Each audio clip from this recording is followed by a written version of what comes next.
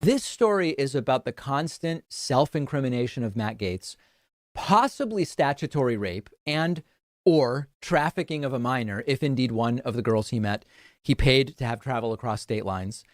And of course, the incredible double standard between Matt Gaetz's membership in the supposed party of family values, the Republican Party, and this behavior, in conjunction with many Republicans continuing to defend him. Now, that being said, the number of Republicans coming to Matt Gaetz's defense, that number is shrinking in number almost daily. Now, much of this is being denied for now. A spokesperson for Matt Gaetz said to CNN, Congressman Gaetz has never paid for sex, nor has he had sex with a 17-year-old as an adult. We'll see. One of the even crazier parts is Roger Stone's involvement. It's almost like a detail, but it's actually crazy.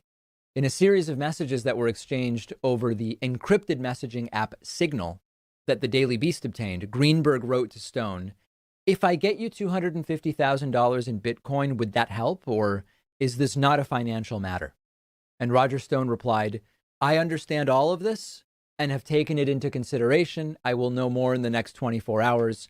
I cannot push too hard because of the nonsense surrounding pardons. And then Stone later wrote to Greenberg, I hope you are prepared to wire me $250,000 because I am feeling confident, presumably in being able to get Greenberg a pardon.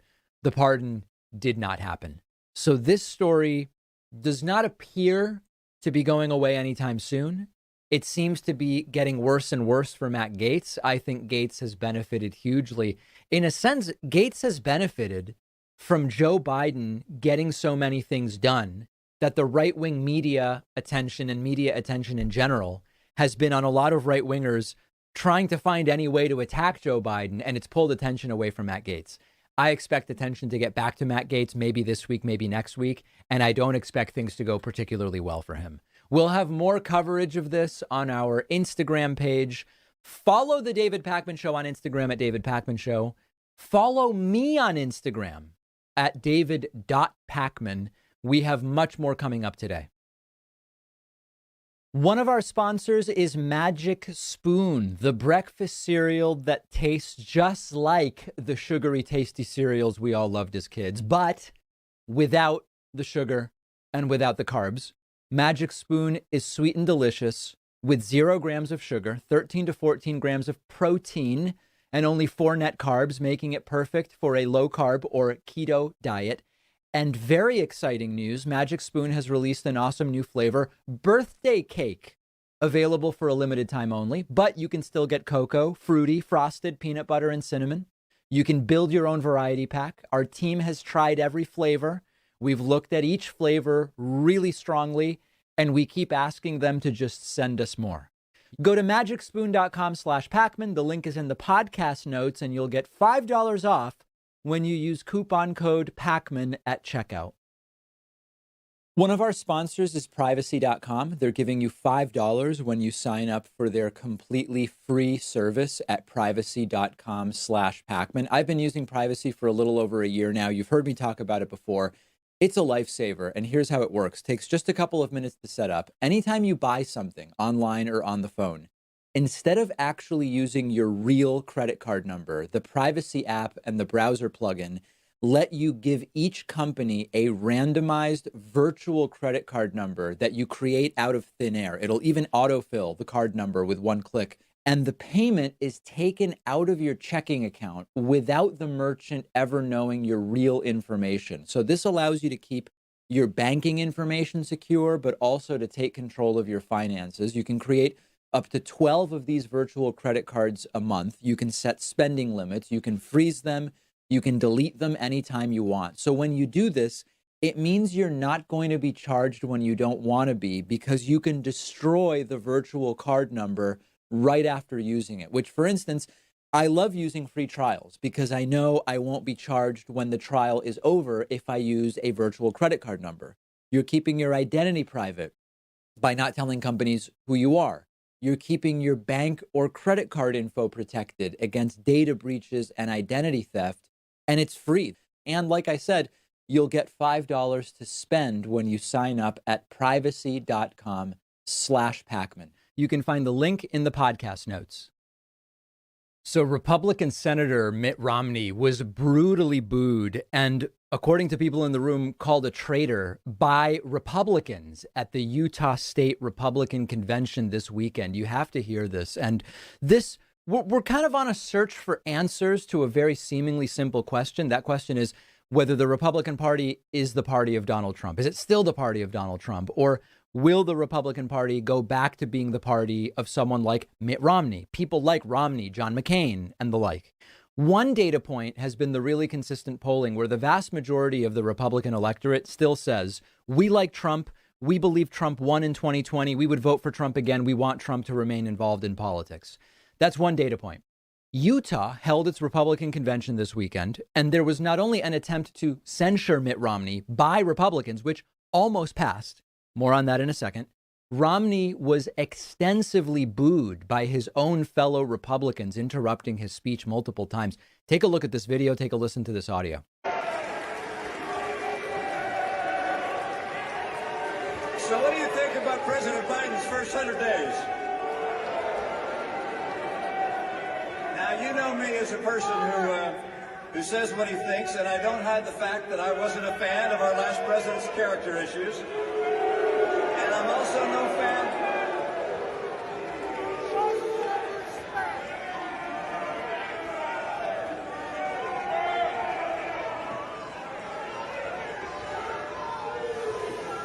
Aren't you embarrassed?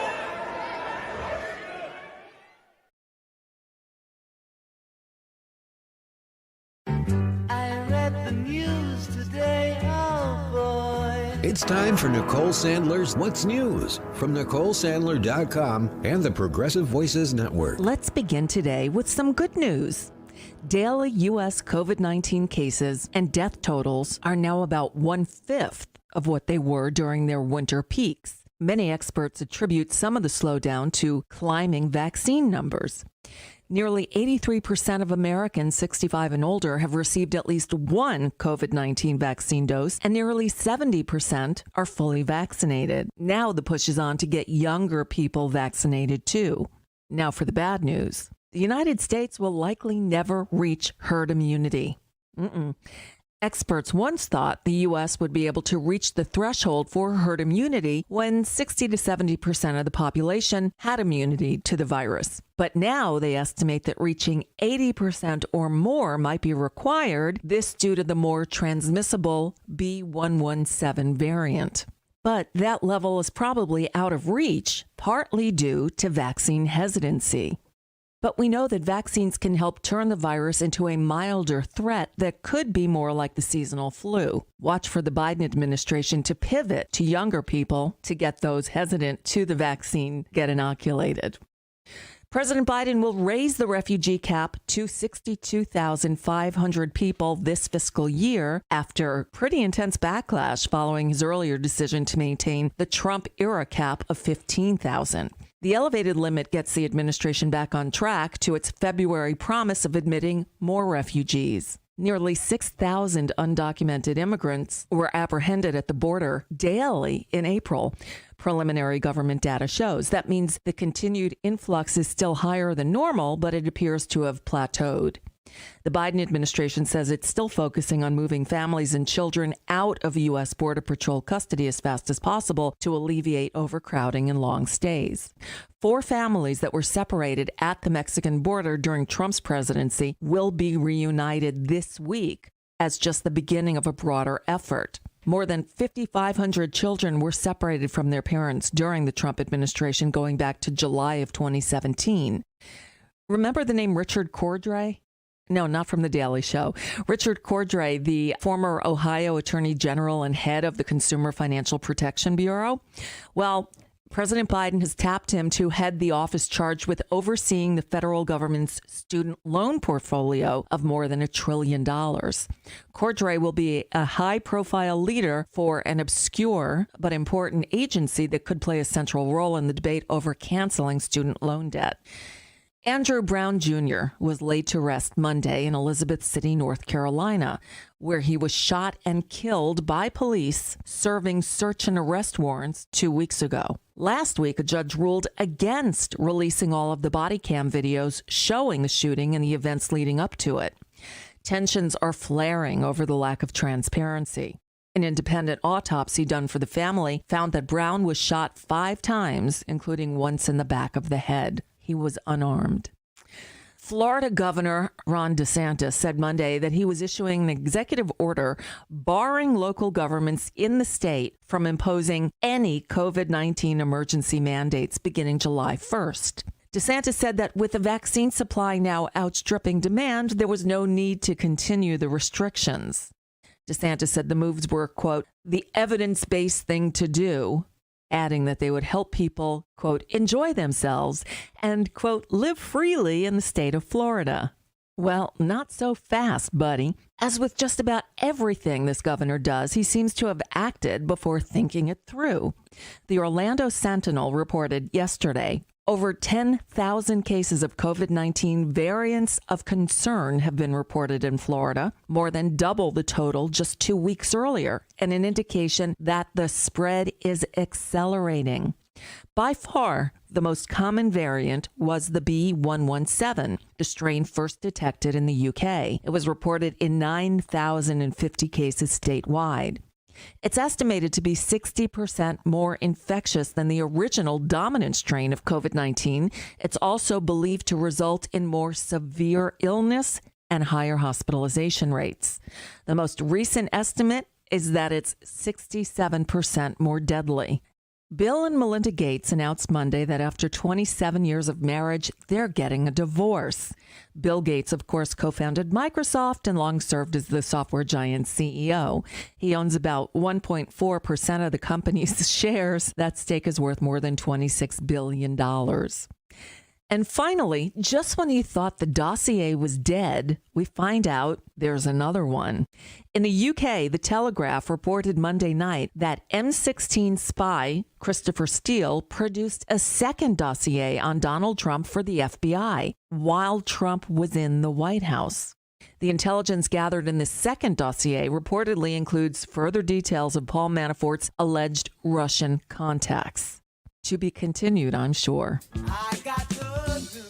And that's just a bit of what's news for now. I'm Nicole Sandler. If you appreciate these reports and the Nicole Sandler Show, I hope you'll consider making a contribution. My work is 100% listener supported, and I can't do it without your help. Find out more at NicoleSandler.com, and please click on that donate button.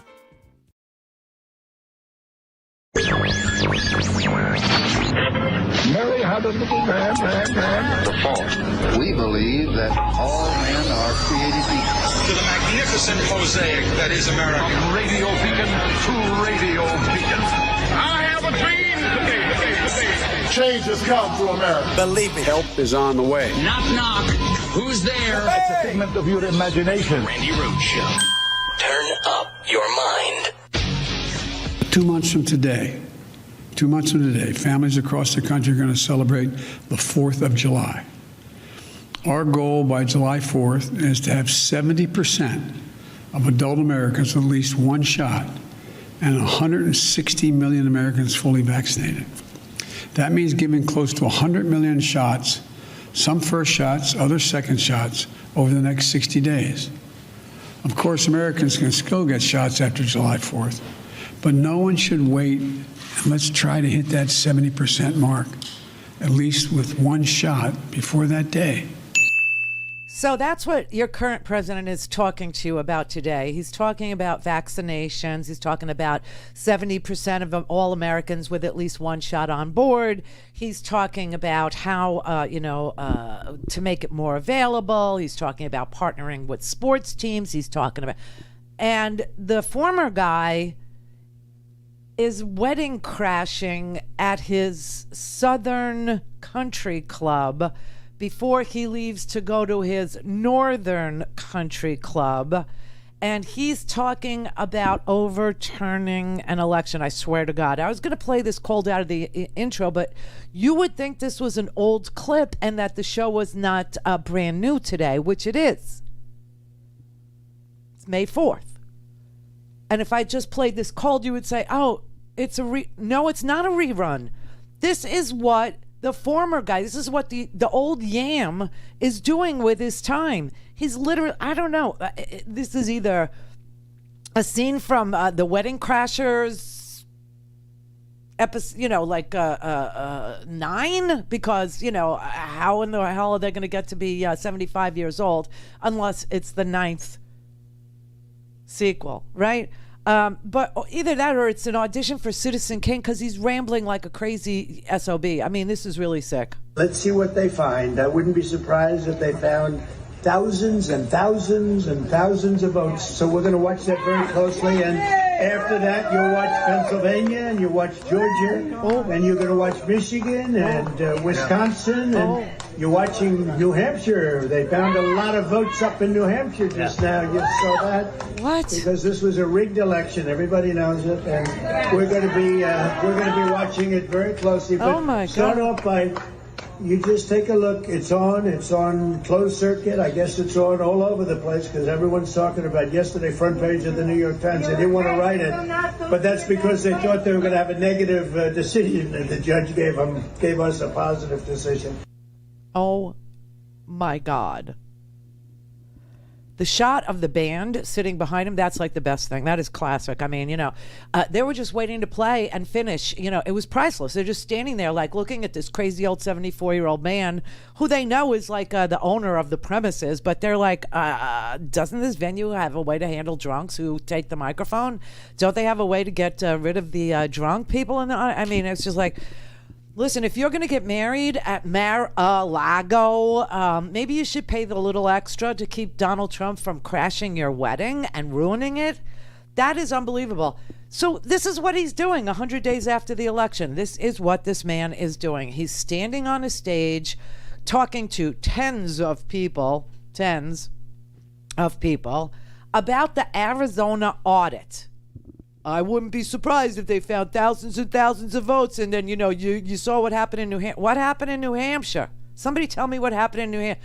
And closed circuit TV, it's on everywhere. This is closed circuit TV that's being it's being aired. The closed circuit TV is on One America News Network, a news network so small that you could literally crush it with your finger.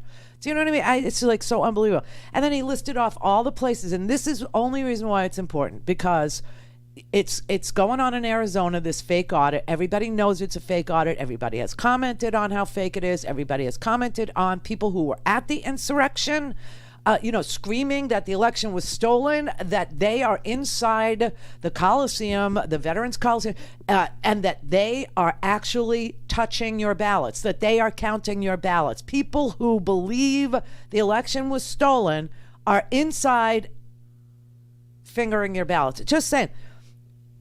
It's so bizarre, but what's interesting is how he is telling people that this is going to happen all over the country. They're going to find him in Pennsylvania. They're going to find him in Georgia. They're going to find him in Michigan. They're going to find him in Wisconsin, New Hampshire. You just saw New Hampshire.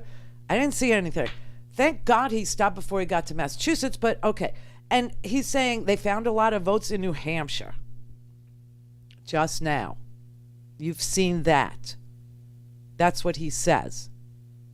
So apparently there were votes inside Al Capone's vault, tucked inside the Holy Grail, and shoved inside the Lost Ark of the Raiders. I don't know.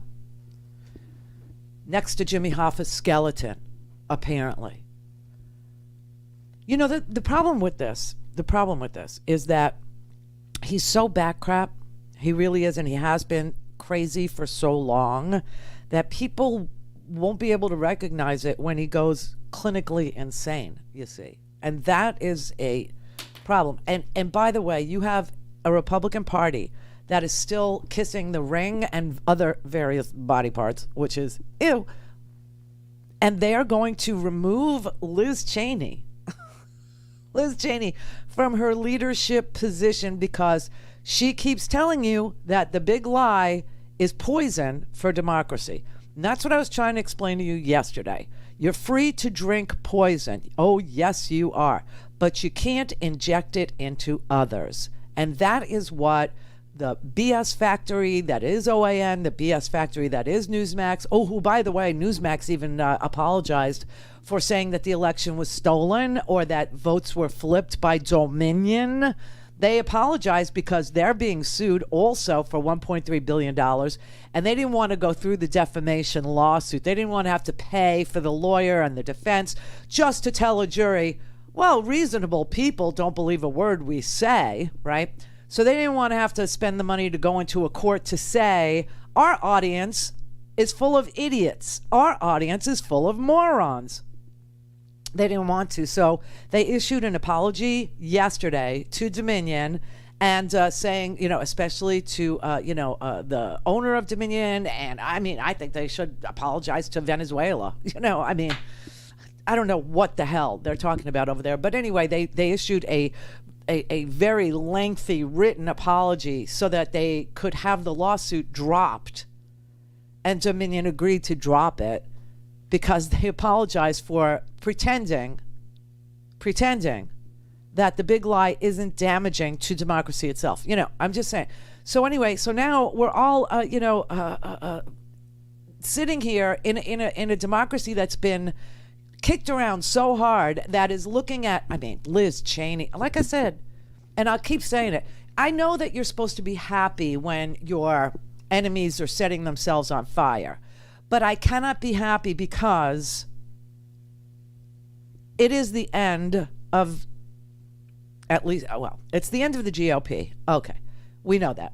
He killed the GOP a long time ago. I said it a long, long time ago that Donald Trump and Trumpism and this racist vein of Trumpism, that is going to be a lasting gift that keeps on giving in our society. It's going to cause violence, which it has and it does, is going to kill the GOP. So that was an easy call. But now we're watching the death of democracy itself. And I cannot celebrate that. And that is why Liz Cheney is speaking up and speaking out, because this is not about tax policy. This isn't even about the unitary executive. There's nothing I agree with her on. The unitary executive, all the way to war and the need for it and torture. Just could not possibly find agreement with her, except on this one thing. And she keeps telling you the GOP is gone and democracy itself is hanging on by a thread. That would be true. And that's what's so damaging. That's what's so frightening. That's why you cannot celebrate that they're kicking Liz Cheney out of the GOP or out of the leadership position, because there is no GOP unless it's grand old pedophiles.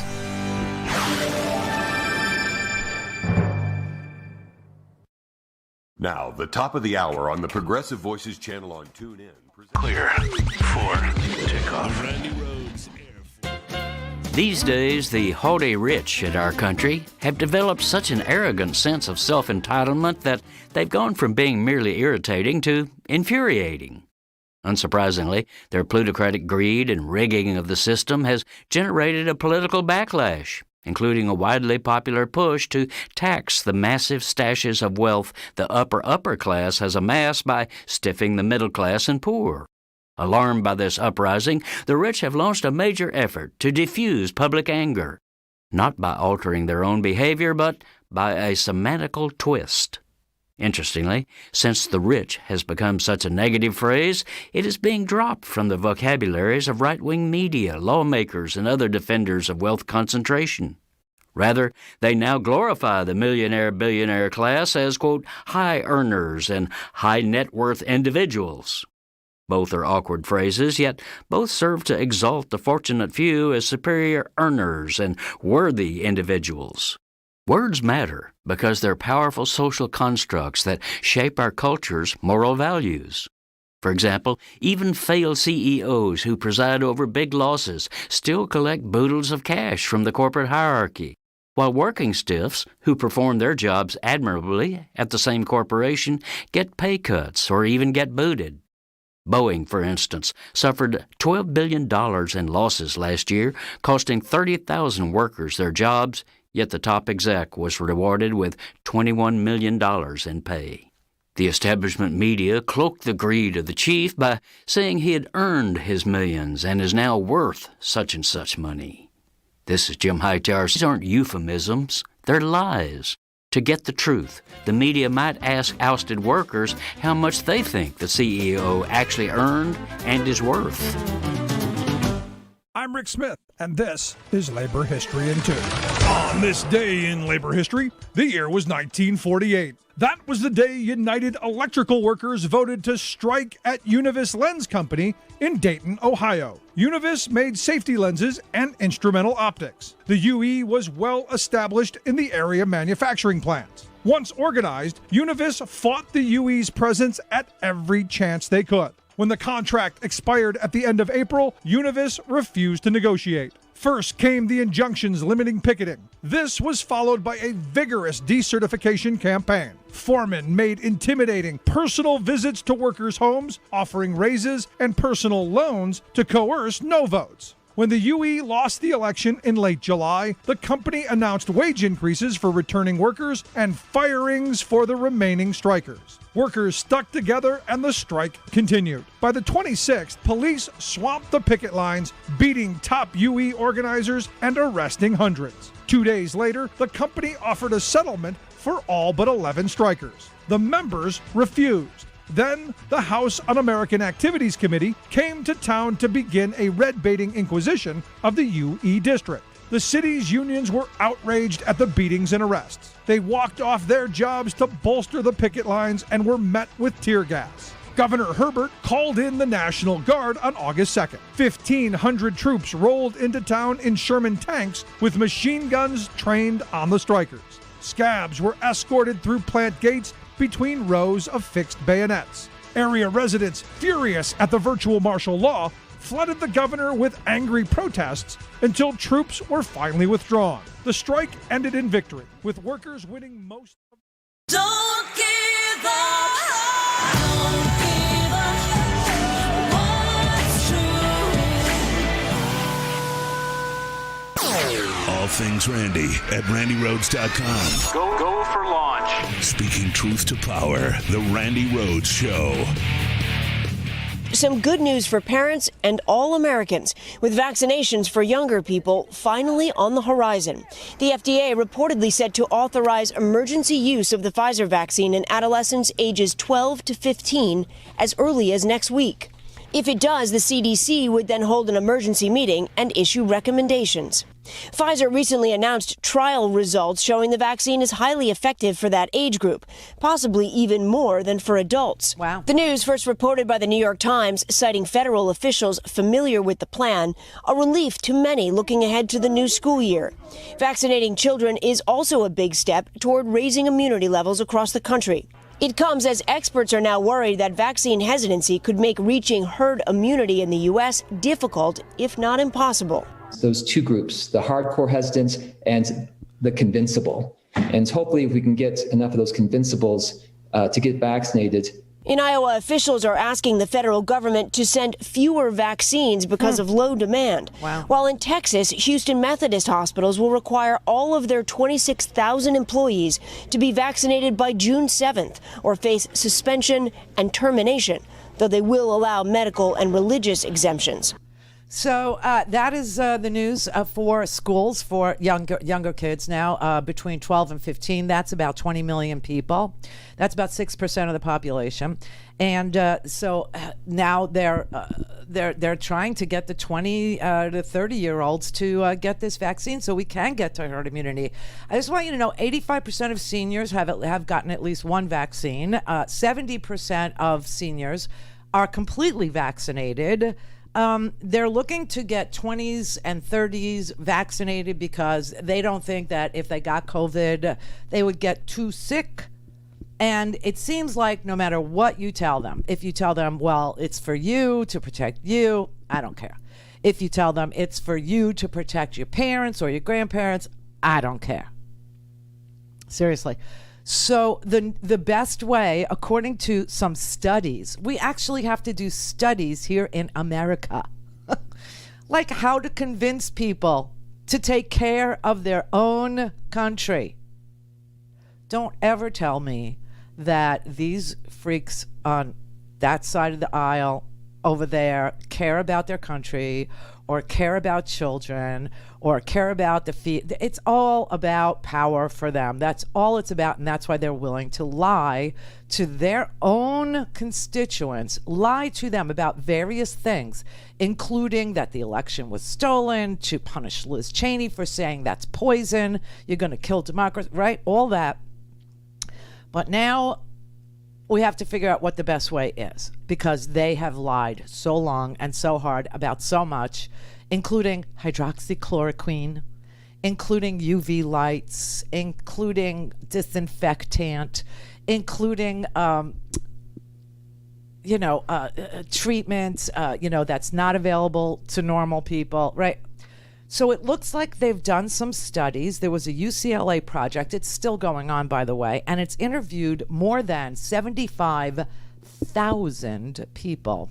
So I would consider that a very large sample size.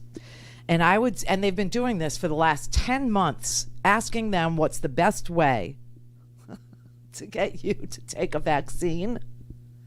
And it turns out that telling them that it's good for them in a self-interested way, saying it will protect you, it didn't do much. Telling them it will protect you and those around you, subtle change, very little change. Telling people their doctor, pharmacist, or insurance carrier believe the vaccine to be safe and effective, no discernible effect on their intention to vaccinate themselves, though an endorsement by Dr. Fauci, as an aside, did increase the likelihood that people would get a vaccine by 6%. But here's what convinced a third of the 75,000 people to get vaxxed. Here's what worked. Pay them. Swear to God, pay them. Cash turned out to be the most popular mind changer when it came to taking the vax. And that is why you're starting to see all kinds of stuff going on from the Republican governor in West Virginia, Jim Justice, who said, he's having trouble doing it. But he said that he would give $100 savings bond if you got an inoculation, like to the kids. He would give the young kids $100 savings bond. He is having problems setting that up. So he's looking at other ways to Detroit. They're literally paying people, and this is amazing. In Detroit, they're going to pay people $50 for every person that they give a ride to get a vaccine, and they're not putting a limit on how many people you could take to get vaccinated. You will still get, it's like a bounty, $50 per person. But they say, like if you make more than $2,000 doing this, or some amount you have to check, that you have to file a W-9 because this is now your new job, right? But it turns out that the best, and that's why you saw Phil in New Jersey, the governor there. See, he's offering a shot and a beer. Right, and while it's cute, it's adorable. It makes you think, oh no, tell people to have some Pedialyte after their vaccines. You know what I mean? Tell them to stay hydrated.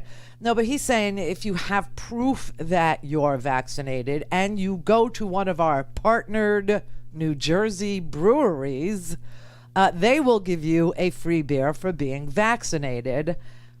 And I don't know what kind of an effect that's going to have, but I know that paying people, and it turns out the more you pay them, the more likely they are to go get vaccinated. So some people were offered $25, and the people who, let's see, the benefits were largest for the group that was getting $100. That seems to be everybody's price, $100.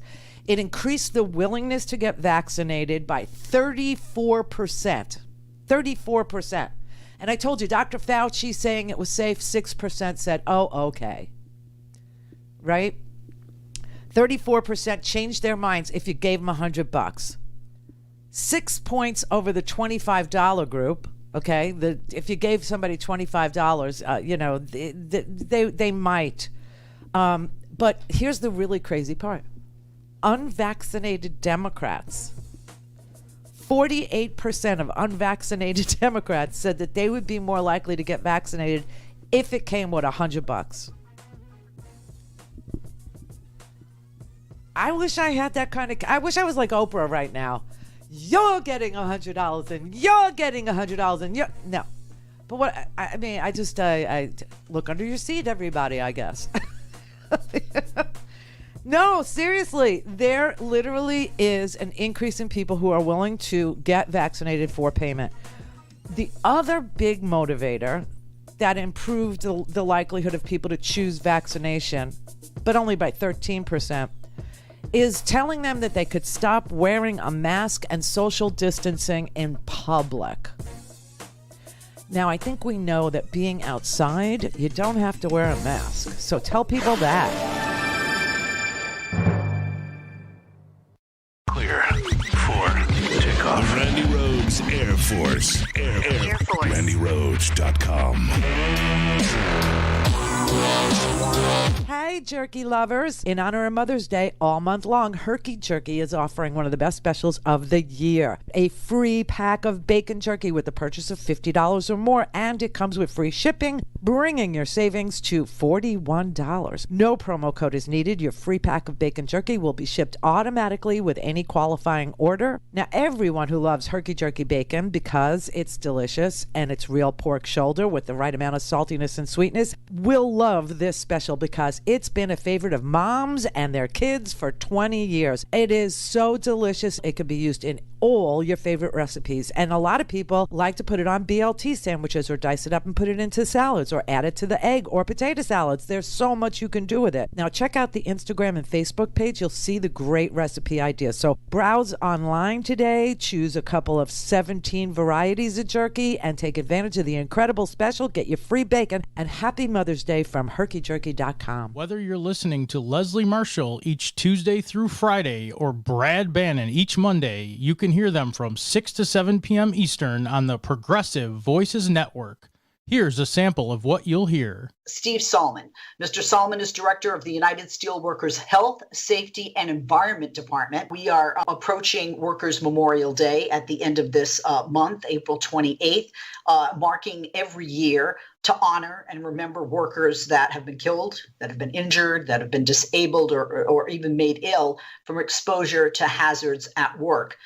This is a particularly telling year to talk about this and to mark this holiday, Workers' Memorial Day, because of the pandemic and because of so many essential workers, union workers, that have been exposed to more than the normal hazards in the workplace with the COVID-19 virus. I think you would agree. Before I got on this show, I was looking at some of the statistics of just where we are and Johns Hopkins University and looking at just globally. I mean, when we think about Workers' Memorial Day, this is a globally recognized day on April 28th that we take time to remember. We're over 142 million cases globally of confirmed COVID-19, and that's what's been confirmed. And we know that testing is still an issue.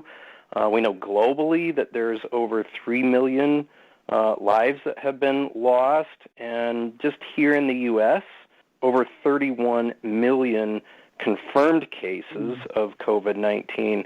And then when you look at the real grim part of this is that means over 567 people have had their lives taken from this. And when you look at those numbers, you also have to wonder about misclassifications. You know, were these people considered as someone within the community, and they weren't classified as, you know, someone who works, like when we seen everything that was going on when these hot spots were going on from New York to everywhere else as it went to the East Coast to the West Coast, were they misclassified as, you know, someone in the public, but yet they were a bus operator who handled public transportation. And this has become really evident that worker health is public health, and you cannot separate these because the occupational hazards play a role in this, and how do we protect people in doing these jobs? And certainly there's the legal side of this, that employees are supposed to have a safe and healthy workplace,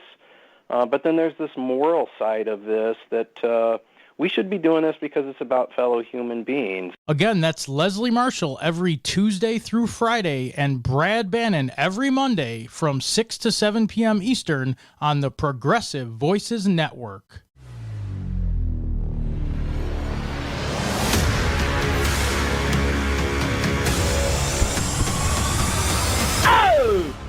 Call in, connect. Yeah. To speak to Randy, call 561-270-3844. 561-270-3844. I think wokeness is trying to destroy America, and we're seeing, whether it's the corporate media or big business, we're seeing woke corporations that are engaged as the political enforcers of the radical left, and are trying to silence, are trying to cancel, are trying to punish American citizens, and I think it is profoundly dangerous.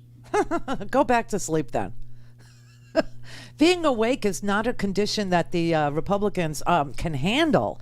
They just don't like being aware of their surroundings or the environment in which they toil. They don't like being woke. They don't like being awake. They don't like...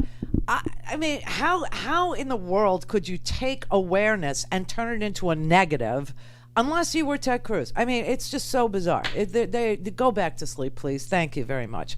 So, look, the GOP is sad. They are angry. They are acting out. They are nasty. They are just disappointed, I tell you, disappointed. Why? Because 64% of this country is very optimistic right now. 64% of this country is ready to go back to work. They're ready to get out and start spending money. We have the lowest new unemployment claims since the lockdowns began. Retail spending is way up. Coronavirus vaccines are allowing cities to safely reopen now. And it's, perfectly fine to be optimistic. They are very angry with that result. They don't like us winning. They don't like all the winning. They never liked the winning. That's why they voted for the loser. And now they want to tell you that the loser didn't really lose, that he won. I mean, it's all twisted. It's backwards. And, it's 61% of America said they were optimistic about the coming year. 61% are optimistic about the coming year. We haven't seen a number that high with regard to American optimism about the next year since 2006. 2006. I hated the aughts. I never knew what to call them. They were just so cumbersome. It just never flowed from the lip, the aughts. But yeah, in 2006, this was before the economy crashed. Remember, this is before the 2008 debacle. This is before, they literally crashed our economy. They literally did. But in 2006, 61% were optimistic about where the country was headed, okay? And now we have optimism that is higher than it was in 2006. It's 64%. That's almost 2/3 of America is optimistic about the direction the country is going in. Winning. And Republicans are pissed. They are peeved. They are angry. They're sad sacks, and they are denying this good news. And they continue to catastrophize about the downfall of Western civilization. Why? And they want to kick Liz Cheney out of their party, and they want to, they're only happy when they're kicking things and taking people out and, beating things and hurting things and including themselves. It's very bizarre. What is going on the airlines? I don't know if you know this. Are you paying attention to this story? This is really freaky because we just started flying again. We just got back in the sky, okay? Although I will say a lot of people, some people had to fly for work and stuff like that, and some people just didn't give a rat's ass, and they flew anyway. But they were, having to wear a mask, right? Well, the Federal Aviation Administration is now putting out a warning to air travelers about a dramatic increase in unruly or dangerous passengers aboard our airplanes. the last time I heard about dangerous people on airplanes was 2000. Yeah, you know where I'm going, right? But I swear to God, they say in a typical year, you usually see the TSA usually sees somewhere between 100 and 150 formal complaints about bad passenger behavior. Well, just since the start of this year, January, 1,300, a remarkable number of passengers with really disgusting, disgraceful, dangerous behavior, not just refusing to wear masks, but drinking excessively and engaging in physical abuse, engaging in verbal abuse, engaging in assault against flight attendants, political intimidation, harassment of lawmakers that happen to be on the flight, fist fights breaking out over mask wearing. Washington, D.C., a passenger was escorted off a flight after arguing about the mask mandate with flight attendants.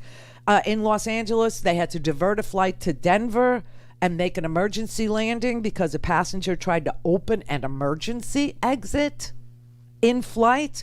I know you probably heard about the story because we're very, interested in news in this audience, right?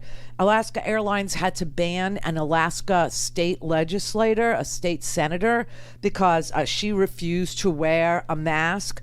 And what's really crazy is it's like the only flight that goes to her hometown. So now it's going to take her 15, 20 hours to get home. That was smart. That's the kind of people you want in your Senate, right? But that was according to the Anchorage Daily News. And now, oh my God, I want you to see some of these. I'll play you this report because it's got video in it of what is really going on. And it is, it's I don't know what number it is. 10, 16, 17, 18, 19. Film here. With the summer travel season about to kick off, the FAA says passenger behavior seems to have sunk to a new low this year. All-out fistfights spilling out of planes and into airports, with some passengers refusing to wear masks. Police called on board flights to remove passengers who refuse to follow the federal mask rule. In Denver, fellow passengers were forced to hold down a man who tried to open an emergency exit in flight. In Las Vegas, this man climbed out onto the wing of a plane. While across the country, political tensions were especially high in January. You're a joke. Absolute joke. Members of Congress and ordinary citizens harassed. We the people, not you the elitists. Now the FAA reports unruly passenger behavior has skyrocketed this year, from 150 cases in a typical year to 1,300 reported cases in just 4 months. The physical and verbal abuse that flight attendants have been taking has been way off the charts of any kind of air rage incidents that we've been talking about over the past 20 years. The most bad behavior complaints involve passengers refusing to wear masks, bringing their own alcohol on board, engaging in political intimidation, verbally or physically assaulting other passengers and crew members. Flight attendants being physically assaulted, pushed, choked. We had a passenger urinate. We had a passenger spit into the mouth of a child on board. The mouth of a child?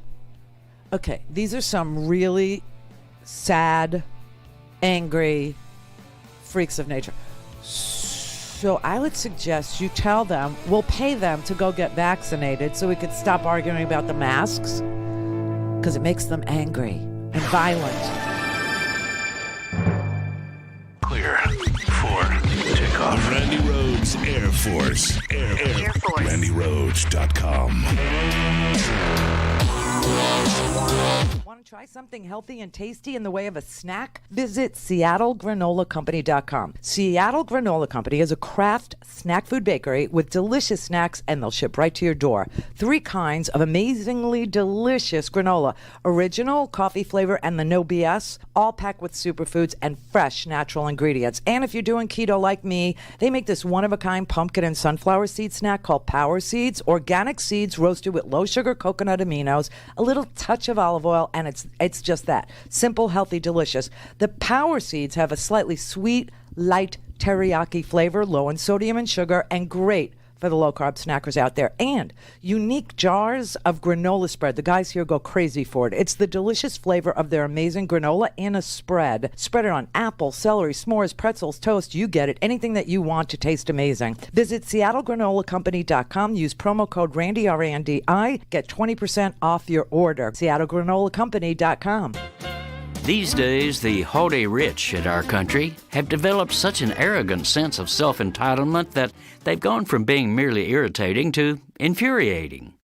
Unsurprisingly, their plutocratic greed and rigging of the system has generated a political backlash, including a widely popular push to tax the massive stashes of wealth the upper class has amassed by stiffing the middle class and poor. Alarmed by this uprising, the rich have launched a major effort to diffuse public anger, not by altering their own behavior, but by a semantical twist.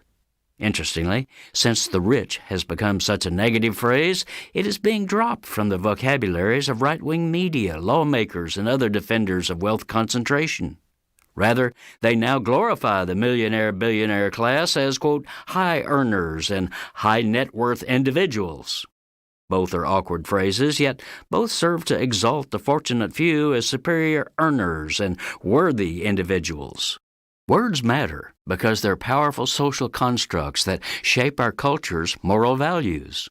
For example, even failed CEOs who preside over big losses still collect boodles of cash from the corporate hierarchy, while working stiffs who perform their jobs admirably at the same corporation get pay cuts or even get booted.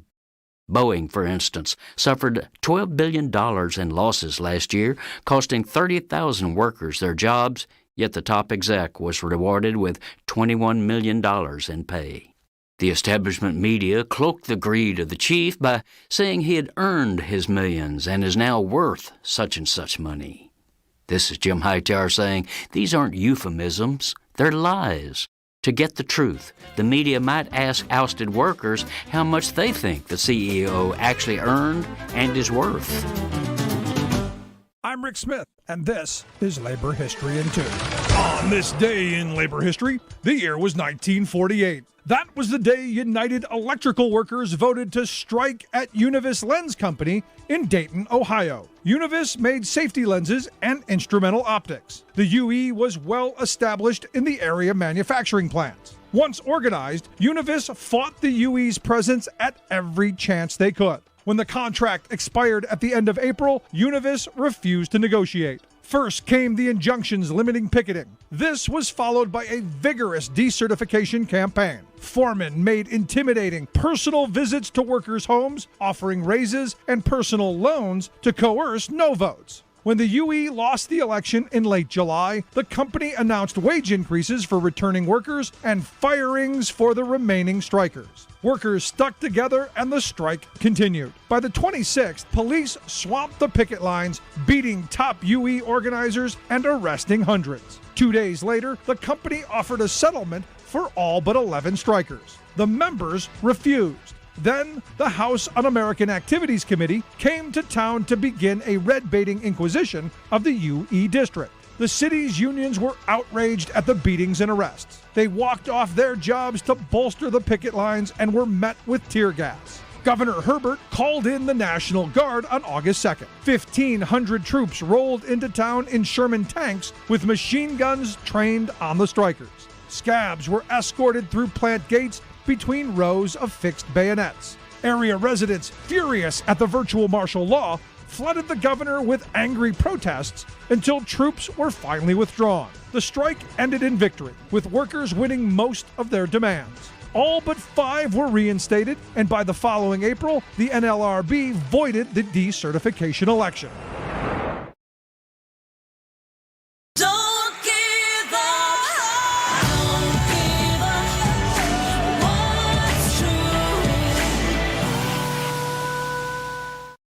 This is the Randi Rhodes Show. To speak with Randi, dial 561-270-3844. That's 561-270-3844. Now, the FAA is taking a zero-tolerance approach. Unruly passengers face potential criminal charges, fines of up to $35,000, and banned for life by the airlines. FAA Chief Steve Dixon, a former pilot and senior VP at Delta Airlines. We've got to follow crew instructions on the aircraft, and it is not permissible, and we will not tolerate interfering with a flight crew in the performance of their safety duties, period. Period. End of story. So listen. If you don't want to wear a mask, there's one surefire way that you could speed that up, and that's go get vaccinated.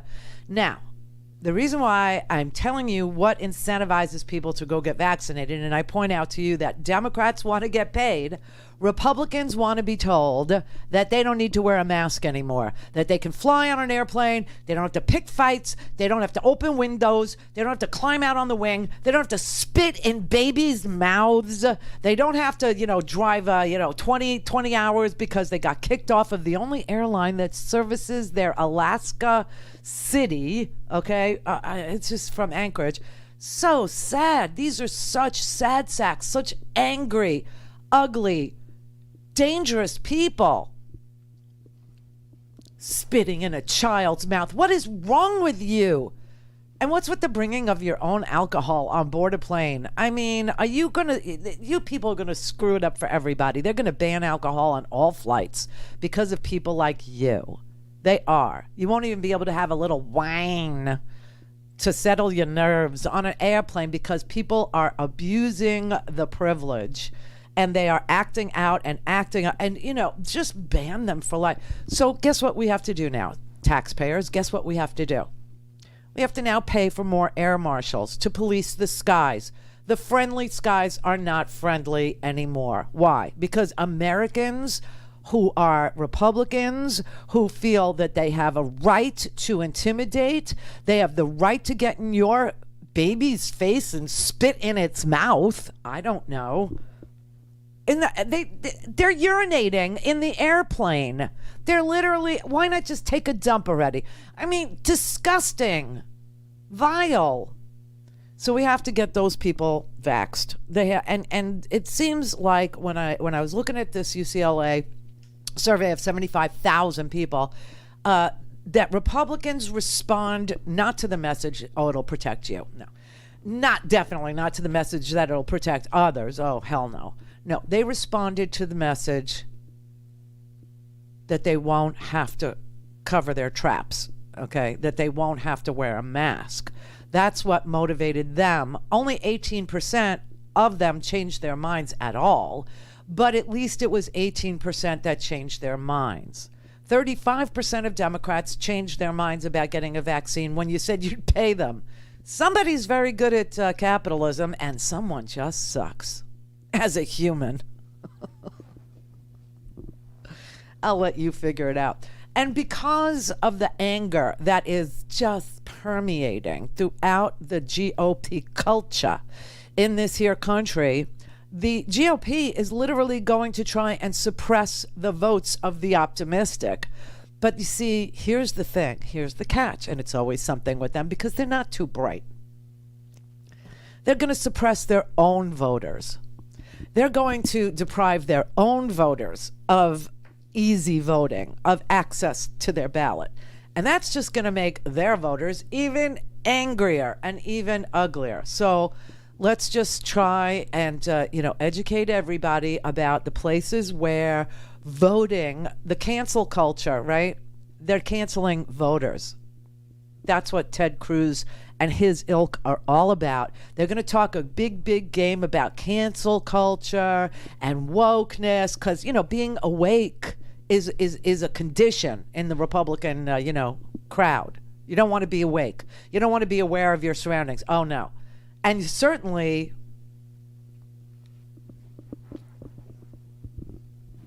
want to talk about cancel culture as your party is canceling your ability to vote.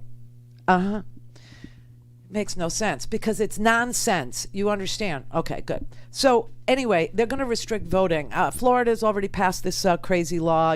Arizona's going about their own thing. Georgia did. And in the melee of voter suppression, their voters are going to be suppressed too. Now, here's how bad it is. Here in Florida, when Ron Death Sentence decided that he was going to, pass voter suppression laws, even though Trump won Florida and we didn't have one single problem with voting or counting ballots. Not an issue here. It was a perfect election. So, hey, let's change it. It was so stupid. But of course, what they are doing is making you reapply this time for your absentee ballot if you want to vote that way. And quite frankly, people here are not used to having to do that.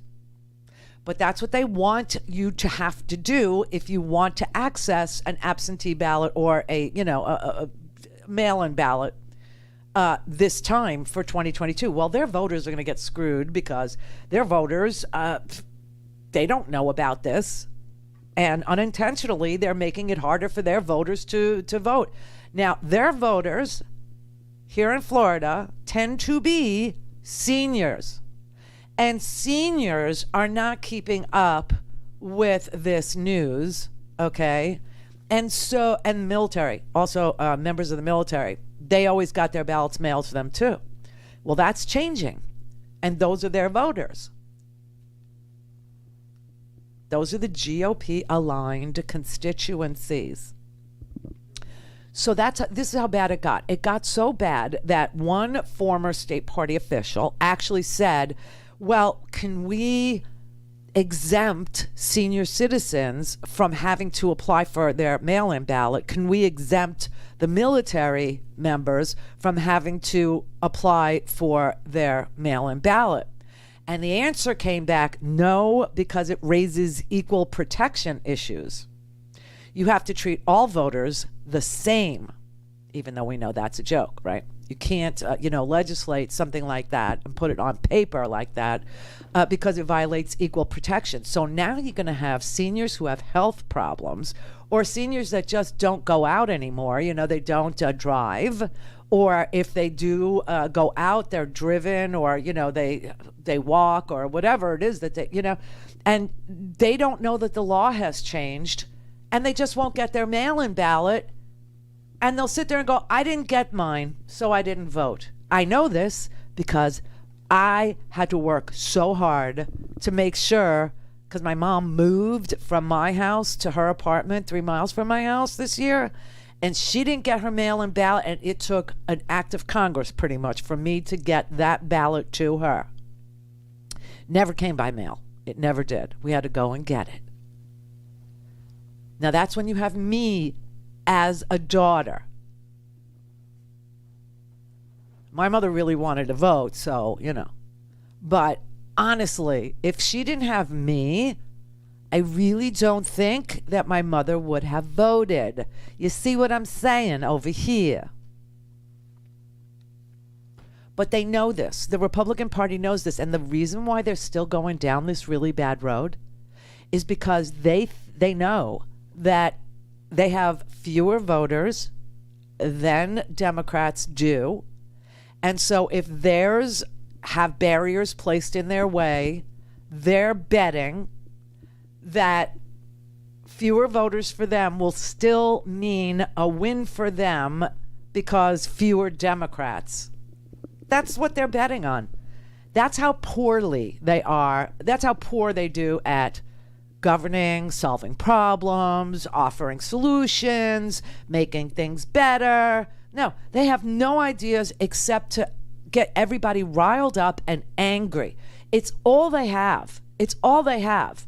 And so that's what they're going with. They're going with voter suppression and riling up their base with anger and hostility and, whatever, racism, I guess. Because I cannot believe they made this deal with the devil, that they are willing to suppress their own voters. They're willing to restrict their own voters from having access to their ballots because they believe the numbers. They actually said, well, we'll lose some of ours, but we'll lose more of theirs.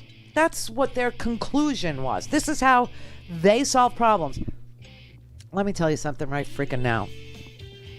If we can get this infrastructure package through, if we can actually create jobs for people that, like me, people that just pretty much graduated high school, never went to college kind of a thing, if we can create good paying opportunities for people like me, we can poach those very angry people out of the Republican Party and get them to become Biden Republicans. Clear for takeoff. Randi Rhodes Air Force. Air Force. RandiRhodes.com. Welcome to Code Whack, your podcast on America's broken healthcare system and how Medicare for All could help. I'm your host, Brenda Gazar. How has the coronavirus pandemic affected those who lost their jobs and their health insurance? What has been the emotional and the financial toll? Kathy Munzer, a fitness instructor from New York, shares her personal struggle to make ends meet while getting the health care she desperately needs.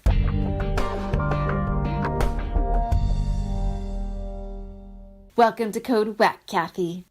Kathy, tell us a little bit about yourself. Who are you and where do you live? I've been in the fitness industry for 25 plus years. Born and raised in Manhattan. I'm residing right now in Flushing, Queens. So I do teach group fitness classes. I do one-on-one training.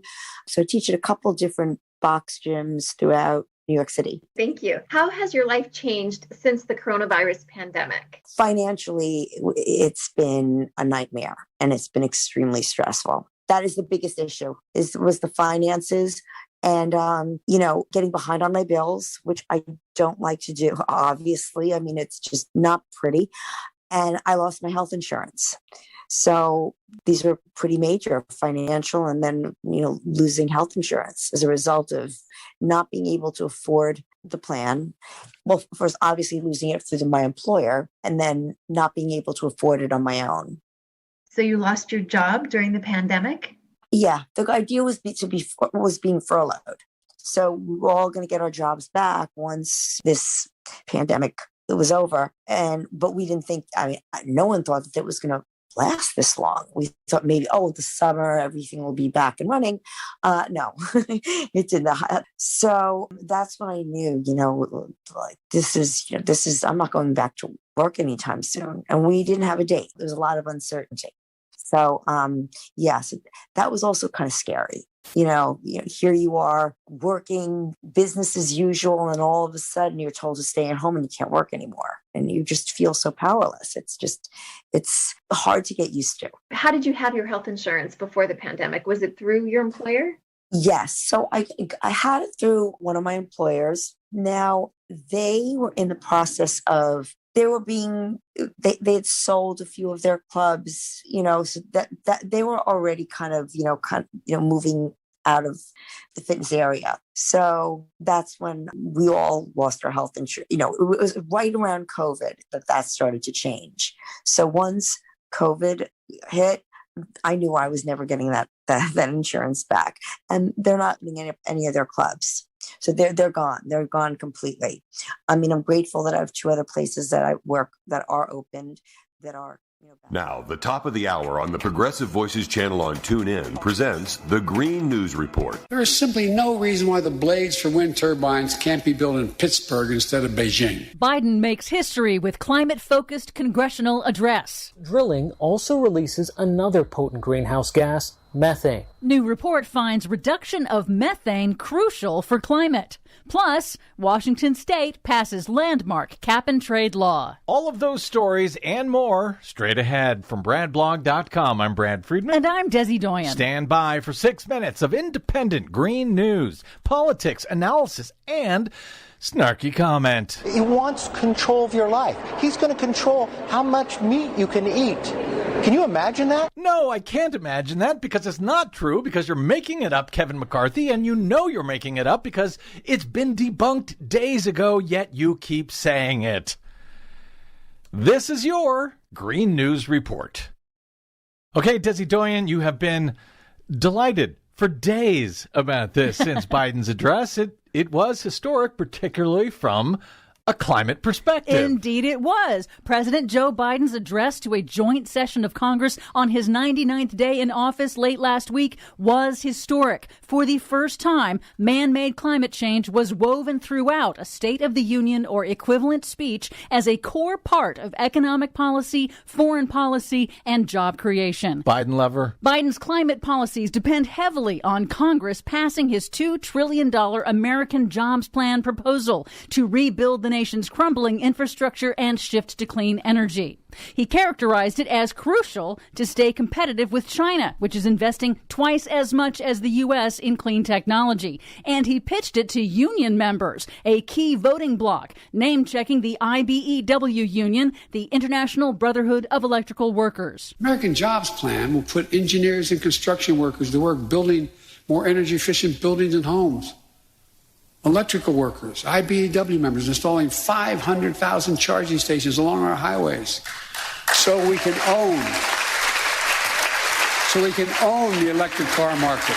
Biden's joint address to Congress could mark a turning point for the U.S. and the world if his climate policies are translated into broad action. Oh, that's a big if. Indeed it is. On Monday, Republican Senate Minority Leader Mitch McConnell surprised no one in announcing that no Republicans will vote for Biden's jobs plan, no matter what is in it, making West Virginia's conservative Democratic Senator Joe Manchin an incredibly powerful figure determining the course of future U.S. climate action. Long may he reign. Meanwhile, the Transportation Department is moving forward, announcing the administration will jumpstart construction of new interstate electric transmission lines to distribute clean energy across the country, avoiding delays and disputes by siting lines along existing federal rights of ways and highways. Do you need special electric lines to transmit clean energy versus regular old dirty energy? Yes, you do, because high voltage transmission lines are way better at carrying energy over really, really long distances. Huh.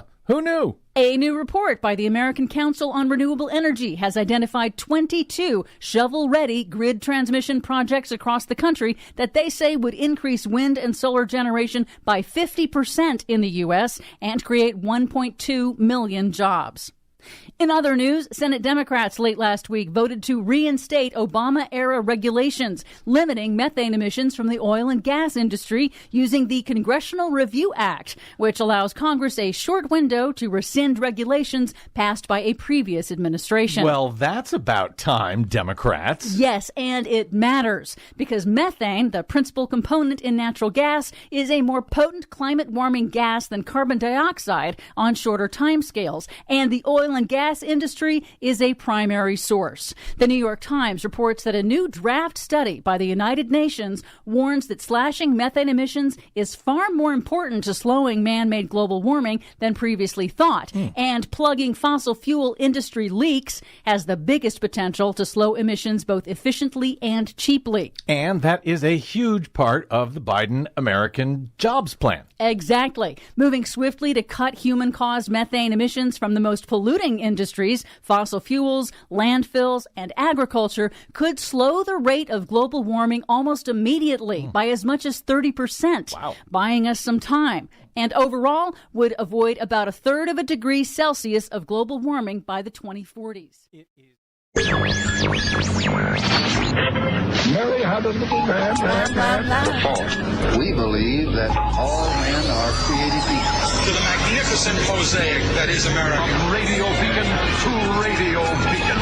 I have a dream today. Change has come to America. Believe me. Help is on the way. Knock, knock. Who's there? It's a figment of your imagination. Randi Rhodes Show. Turn up your mind. We are going to drain the swamp. But the swamp won, Donald. Mitch McConnell's Washington consultants are making big money using your name. We don't know if Mitch gets a cut, but what do you think, Donald? My friend, Donald Trump. You're getting played. He's picking candidates loyal to him. They brought you a little bowl to hold in your little hands, and you fell for it. What happened? They're laughing at you. All the way to the bank. Maybe you shouldn't run again. Maybe the power Mitch McConnell has over the GOP is just too much for you. Maybe what McConnell and the rest of Washington is saying is true. That Trump is done.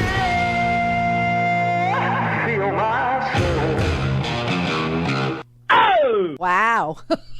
You want to talk about kicking somebody when they're down? And I love Holy it. crap, man! I mean, that's like you're hanging on the ledge with your fingertips, and they step on your your fingers. That is brutal. That is really ugly. What's going on there between the Lincoln Project and the Trump thing? Wow, just unbelievable. But yeah, that's kind of what happened. The GOP had it out with each other. That's who they fight. They fight each other, and we know that. We know that because we, on the other side of the aisle, are winning. We're winning. We are winning. He lost the House twice, this man did. Okay, he lost the Senate. He lost the presidency in 4 short years. And, we have 61, 64, 5, almost 2/3 of the country feeling very optimistic about the direction the country is going in under Joe Biden. Winning. Wow, and now he's just set a goal to get another 100 million shots out the door by the 4th of July. Another 100 million shots out the door by the 4th of July. We have an infrastructure package that is going to put people to work in really seriously good-paying American jobs that can't be outsourced, making things like charging stations on our highways and electric cars, et cetera, on and on it goes, right? Wind turbines and installing them and maintenance of wind turbines and batteries and larger batteries. I mean, just an amazing array of infrastructure investments, and we deserve to be invested in. Yes, us working people, we deserve the investment. Everybody knows that the elite have invested in each other for a really stinking long time. And Donald Trump threw in with them and transferred the middle class's tax wealth to the very top 1%, telling you, hey, it's going to trickle down. And it turns out it was just a man urinating on an airplane. Unbelievable. The GOP is freaking gone, man. They are gone. Do you see in the Republican Party a party that believes enough in democracy to be negotiated with on big things that affect the American people? Well, I think they've proven that they are not open to negotiation because they're not open to reality in too many cases. You just mentioned one, trying to deny and actually substitute a totally false scenario for what we all saw with our own eyes on January 6th is indicative of how far gone they are. I mean, they've really, they're operating in an alternative reality. However, they have votes. And so I think what the Biden-Harris administration understands is you have to at least try to see whether there is a way to get the sensible members of the Republican Party that are left in the Senate to agree. And if they can, then move forward, trying to figure out how much can be agreed upon and then add whatever else you think is needed. I don't know what she's talking about. There are 0 votes. There are no votes, no GOP votes for the infrastructure package in the Senate. There are no votes for background checks in the Senate. There are no votes for green energy in the Senate. There are no votes for any progress. The only thing the GOP is about is rewarding their donor class with even more of our dollars, our tax-paid dollars that we pay on our income. Mitch McConnell said it yesterday, okay? Are you willing to consider and negotiate on an infrastructure package that it goes above the $600 billion that you guys are proposing, or is that like a hard cap for y'all?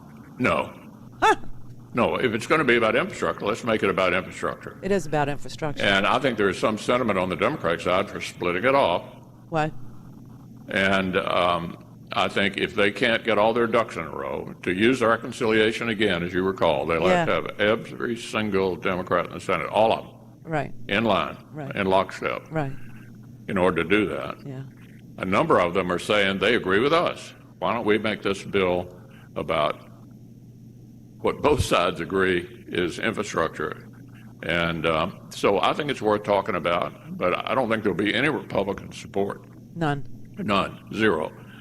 For the $4.1 trillion grab bag, which has infrastructure in it, but a whole lot of other stuff. $2 trillion worth of tax cuts to the wealthy that were not paid for was not a problem for Turtle Boy. It was not a problem for the swamp creatures.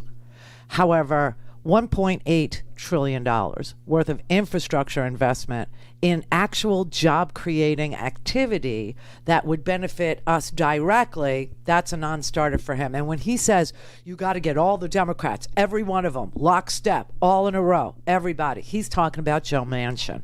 Yeah, he's talking about how he is going to, I don't know, fundraise for Joe Manchin, offer Joe Manchin something Joe Manchin wants, needs, has to have in exchange for his vote, and peel off a Joe Manchin from a unified Democratic caucus in the Senate to pass infrastructure reform, to pass family leave bills.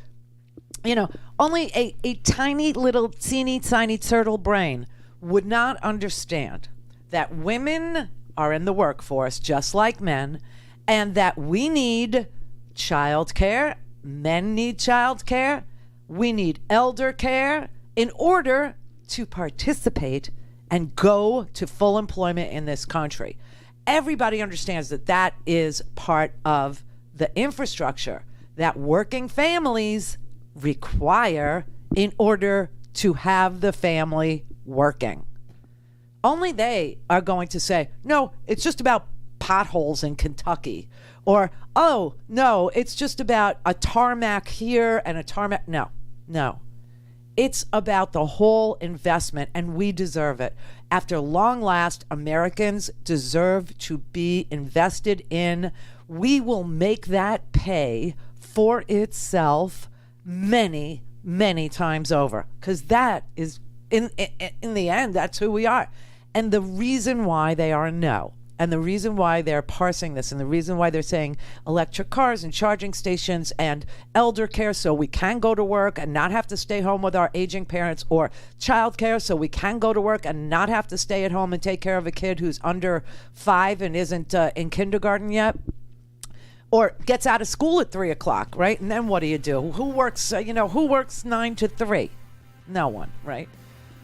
The only reason why they're parsing it out like that is because they know that if this bill passes, just like every New Deal package that passed, except for maybe 2 that weren't really, the best ever, we had a growing middle class.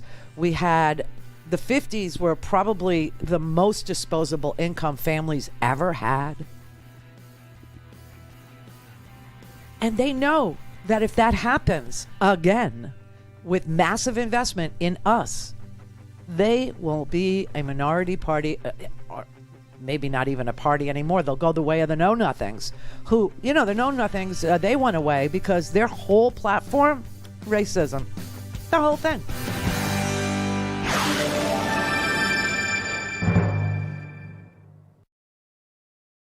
Clear for takeoff. Randi Rhodes Air Force. Air Force. RandiRhodes.com. These days, the haughty rich in our country have developed such an arrogant sense of self-entitlement that they've gone from being merely irritating to infuriating. Unsurprisingly, their plutocratic greed and rigging of the system has generated a political backlash, including a widely popular push to tax the massive stashes of wealth the upper class has amassed by stiffing the middle class and poor. Alarmed by this uprising, the rich have launched a major effort to diffuse public anger, not by altering their own behavior, but by a semantical twist. Interestingly, since the rich has become such a negative phrase, it is being dropped from the vocabularies of right-wing media, lawmakers, and other defenders of wealth concentration. Rather, they now glorify the millionaire-billionaire class as, quote, high earners and high-net-worth individuals. Both are awkward phrases, yet both serve to exalt the fortunate few as superior earners and worthy individuals. Words matter because they're powerful social constructs that shape our culture's moral values. For example, even failed CEOs who preside over big losses still collect boodles of cash from the corporate hierarchy, while working stiffs who perform their jobs admirably at the same corporation get pay cuts or even get booted. Boeing, for instance, suffered $12 billion in losses last year, costing 30,000 workers their jobs, yet the top exec was rewarded with $21 million in pay. The establishment media cloaked the greed of the chief by saying he had earned his millions and is now worth such and such money. This is Jim Hightower saying these aren't euphemisms, they're lies. To get the truth, the media might ask ousted workers how much they think the CEO actually earned and is worth. I'm Rick Smith, and this is Labor History in 2. On this day in labor history, the year was 1948. That was the day United Electrical Workers voted to strike at Univis Lens Company in Dayton, Ohio. Univis made safety lenses and instrumental optics. The UE was well established in the area manufacturing plants. Once organized, Univis fought the UE's presence at every chance they could. When the contract expired at the end of April, Univis refused to negotiate. First came the injunctions limiting picketing. This was followed by a vigorous decertification campaign. Foremen made intimidating personal visits to workers' homes, offering raises and personal loans to coerce no votes. When the UE lost the election in late July, the company announced wage increases for returning workers and firings for the remaining strikers. Workers stuck together and the strike continued. By the 26th, police swamped the picket lines, beating top UE organizers and arresting hundreds. 2 days later, the company offered a settlement for all but 11 strikers. The members refused. Then, the House Un-American Activities Committee came to town to begin a red-baiting inquisition of the UE district. The city's unions were outraged at the beatings and arrests. They walked off their jobs to bolster the picket lines and were met with tear gas. Governor Herbert called in the National Guard on August 2nd. 1,500 troops rolled into town in Sherman tanks with machine guns trained on the strikers. Scabs were escorted through plant gates between rows of fixed bayonets. Area residents, furious at the virtual martial law, flooded the governor with angry protests until troops were finally withdrawn. The strike ended in victory, with workers winning most of their demands. All but 5 were reinstated, and by the following April, the NLRB voided the decertification election.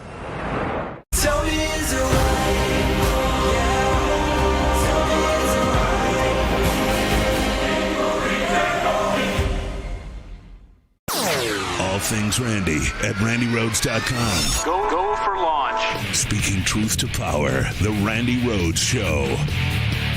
If you think about this country, I don't know of any other country in the world that was settled predominantly by people who were coming to practice their faith. They came here because they were not allowed to practice their particular faith in their own country, and so they came here mostly from Europe, and they set up a country that was based on Judeo-Christian principles. Oh my God. I say Judeo-Christian, the Mosaic Laws, 10 Commandments, and the teachings of Jesus Christ, the morals and teachings of Jesus Christ. That's what our founding documents are based upon. Oh my God. It's in our DNA. You know, if you think of other countries like Italy and Greece and China and Turkey and places like that, they've all sort of changed over time. I mean, they've been there for millennia in many cases.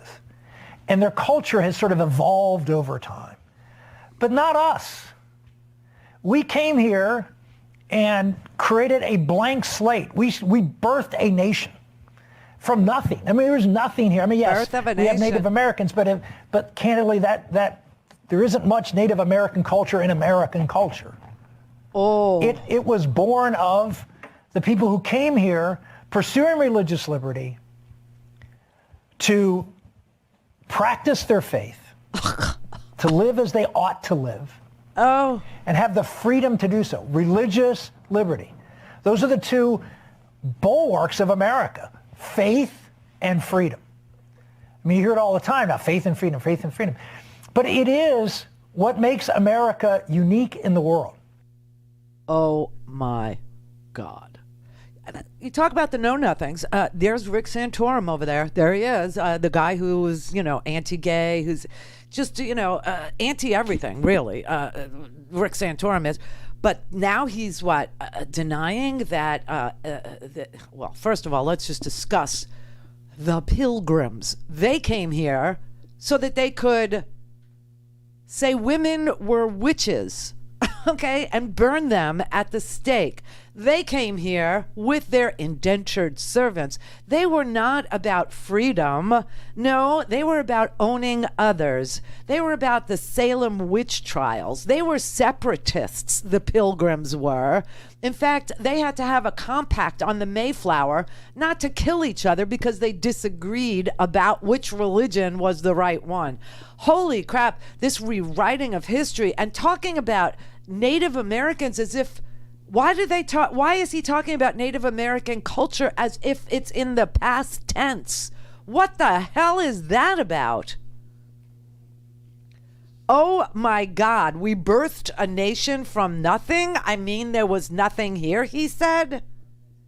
There isn't much Native American culture in American culture.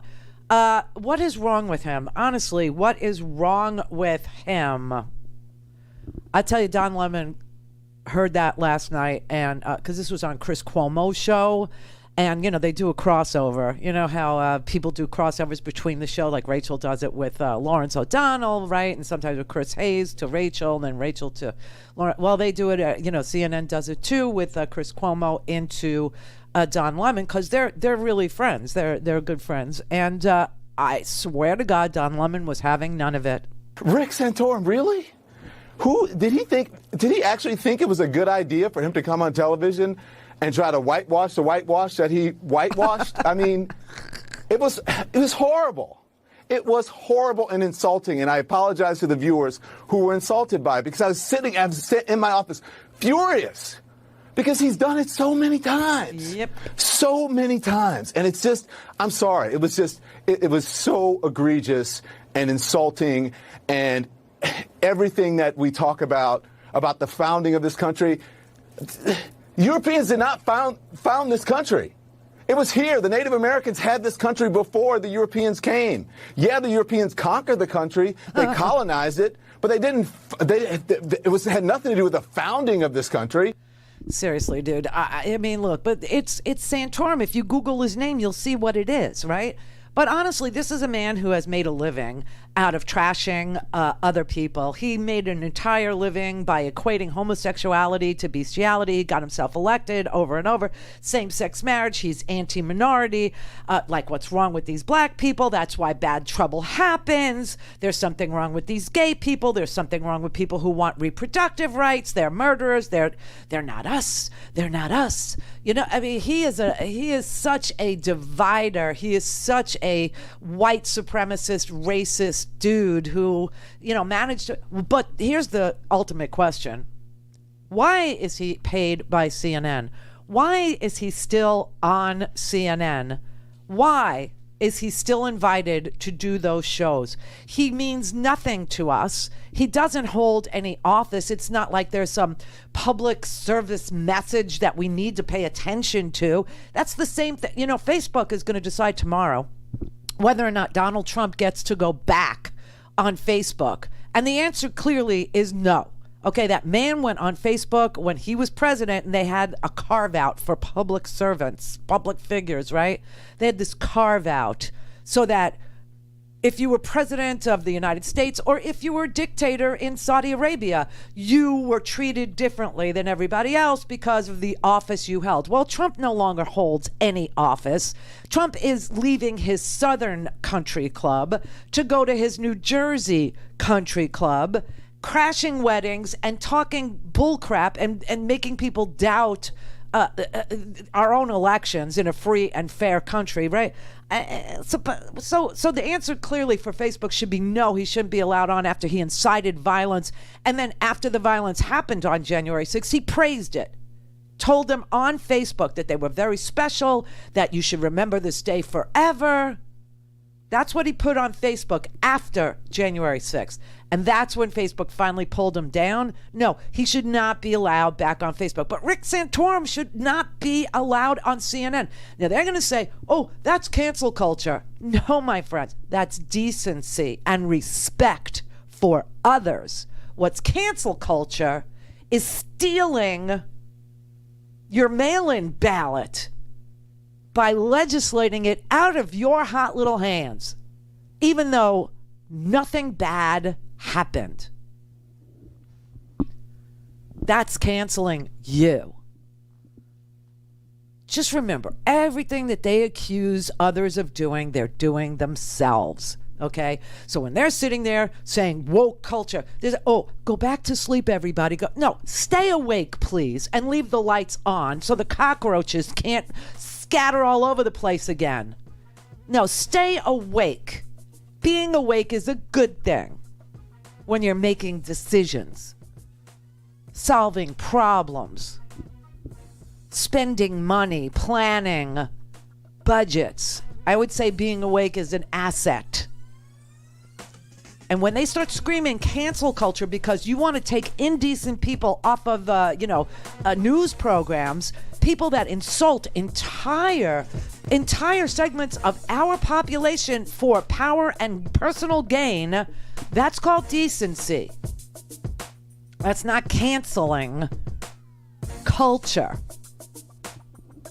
They're canceling you and your ability to vote by screaming cancel culture.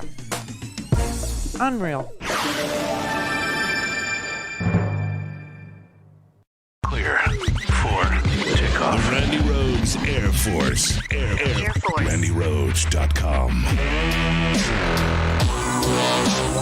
Hey, jerky lovers. In honor of Mother's Day, all month long, Herky Jerky is offering one of the best specials of the year. A free pack of bacon jerky with the purchase of $50 or more, and it comes with free shipping, bringing your savings to $41. No promo code is needed. Your free pack of bacon jerky will be shipped automatically with any qualifying order. Now, everyone who loves Herky Jerky bacon, because it's delicious and it's real pork shoulder with the right amount of saltiness and sweetness, will love this special because it's been a favorite of moms and their kids for 20 years. It is so delicious. It can be used in all your favorite recipes. And a lot of people like to put it on BLT sandwiches or dice it up and put it into salads or add it to the egg or potato salads. There's so much you can do with it. Now check out the Instagram and Facebook page. You'll see the great recipe ideas. So browse online today, choose a couple of 17 varieties of jerky, and take advantage of the incredible special. Get your free bacon, and happy Mother's Day from herkyjerky.com. Whether you're listening to Leslie Marshall each Tuesday through Friday or Brad Bannon each Monday, you can hear them from 6 to 7 p.m. Eastern on the Progressive Voices Network. Here's a sample of what you'll hear. Steve Salmon. Mr. Salmon is director of the United Steelworkers Health, Safety, and Environment Department. We are approaching Workers' Memorial Day at the end of this month, April 28th, marking every year to honor and remember workers that have been killed, that have been injured, that have been disabled, or even made ill from exposure to hazards at work. This is a particularly telling year to talk about this and to mark this holiday, Workers' Memorial Day, because of the pandemic and because of so many essential workers, union workers, that have been exposed to more than the normal hazards in the workplace with the COVID-19 virus. I think you would agree. Before I got on this show, I was looking at some of the statistics of just where we are and Johns Hopkins University and looking at just globally. I mean, when we think about Workers' Memorial Day, this is a globally recognized day on April 28th that we take time to remember. We're over 142 million cases globally of confirmed COVID-19, and that's what's been confirmed. And we know that testing is still an issue. We know globally that there's over 3 million lives that have been lost, and just here in the U.S., over 31 million confirmed cases of COVID-19. And then when you look at the real grim part of this is That means over 567 people have had their lives taken from this. And when you look at those numbers, you also have to wonder about misclassifications. Were these people considered as someone within the community, and they weren't classified as, someone who works, like when we've seen everything that was going on when these hot spots were going on from New York to everywhere else as it went to the East Coast to the West Coast. Were they misclassified as, someone in the public, but yet they were a bus operator who handled public transportation? And this has become really evident that worker health is public health, and you cannot separate these because the occupational hazards play a role in this, and how do we protect people in doing these jobs? And certainly there's the legal side of this, that employees are supposed to have a safe and healthy workplace. But then there's this moral side of this that we should be doing this because it's about fellow human beings. Again, that's Leslie Marshall every Tuesday through Friday and Brad Bannon every Monday from 6 to 7 p.m. Eastern on the Progressive Voices Network. Don't give up. Don't give up. What's true? Call in, connect. Yeah. To speak to Randi, call 561-270-3844. 561-270-3844. Oh, hey, everybody, if you're vaccinated, go ahead and celebrate that fact. I had this idea for a T-shirt today, and Jimmy's already made it. So go to randirhodes.com. It says, vaccinated because I'm not an idiot. Let's see what that does to our culture. Let's see what that does to our society. I think it'll be fun. Just go reward yourself. You got vaccinated, go scream it out to the world. Scream it out. Anyway, does Rick Santorum understand pilgrims at all? Does he understand what happened in 1620? Does he? We all know what happened in 1619, right? Okay, does he understand what happened in 1620? Does he understand that the pilgrims did not come here to break away from the King of England? That they came here to spread the King of England's brand of religiosity? Why are these people so stupid? And why do they feed people lies like that as if no one's Google machine works? What is that about? Why doesn't he credit Native Americans with saving the behinds of these pilgrims who came here to persecute women, who came here to own other people, right? And came here to remain loyal to King James, okay? That's what they were here to do. Why doesn't he know about that? Why doesn't he understand that Native Americans saved their colonies because they didn't know how to do jack crap? They didn't know, they were frail little English people. They needed help to get through the harsh winters.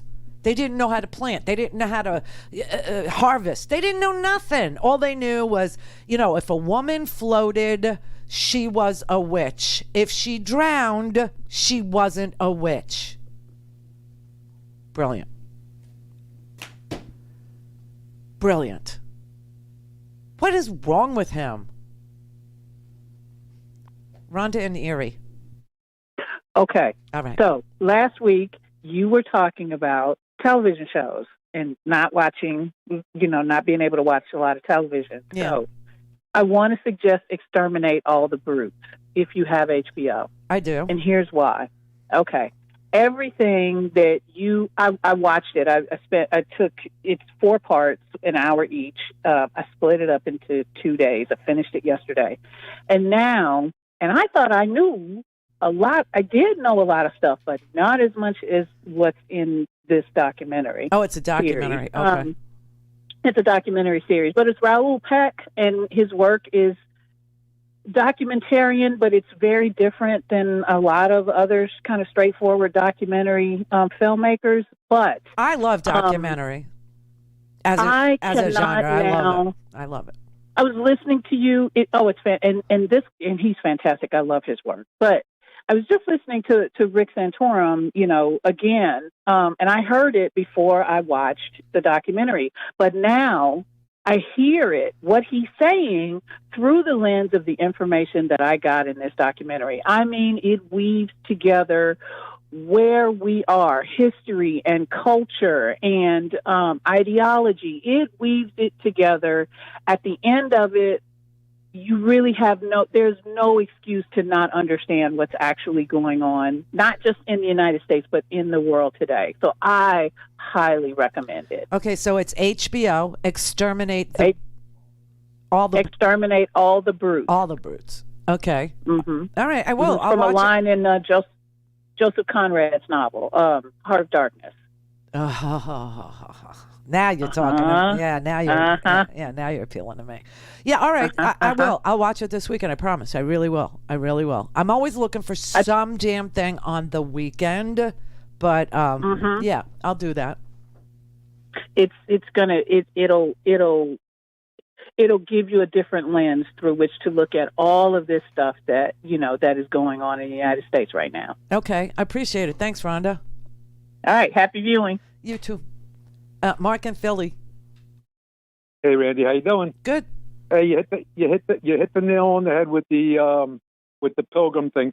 America was created to separate church from state because England had an evil church. Their church killed their own people. Yeah. They controlled the women. They were evil. They killed people. They put them in stocks.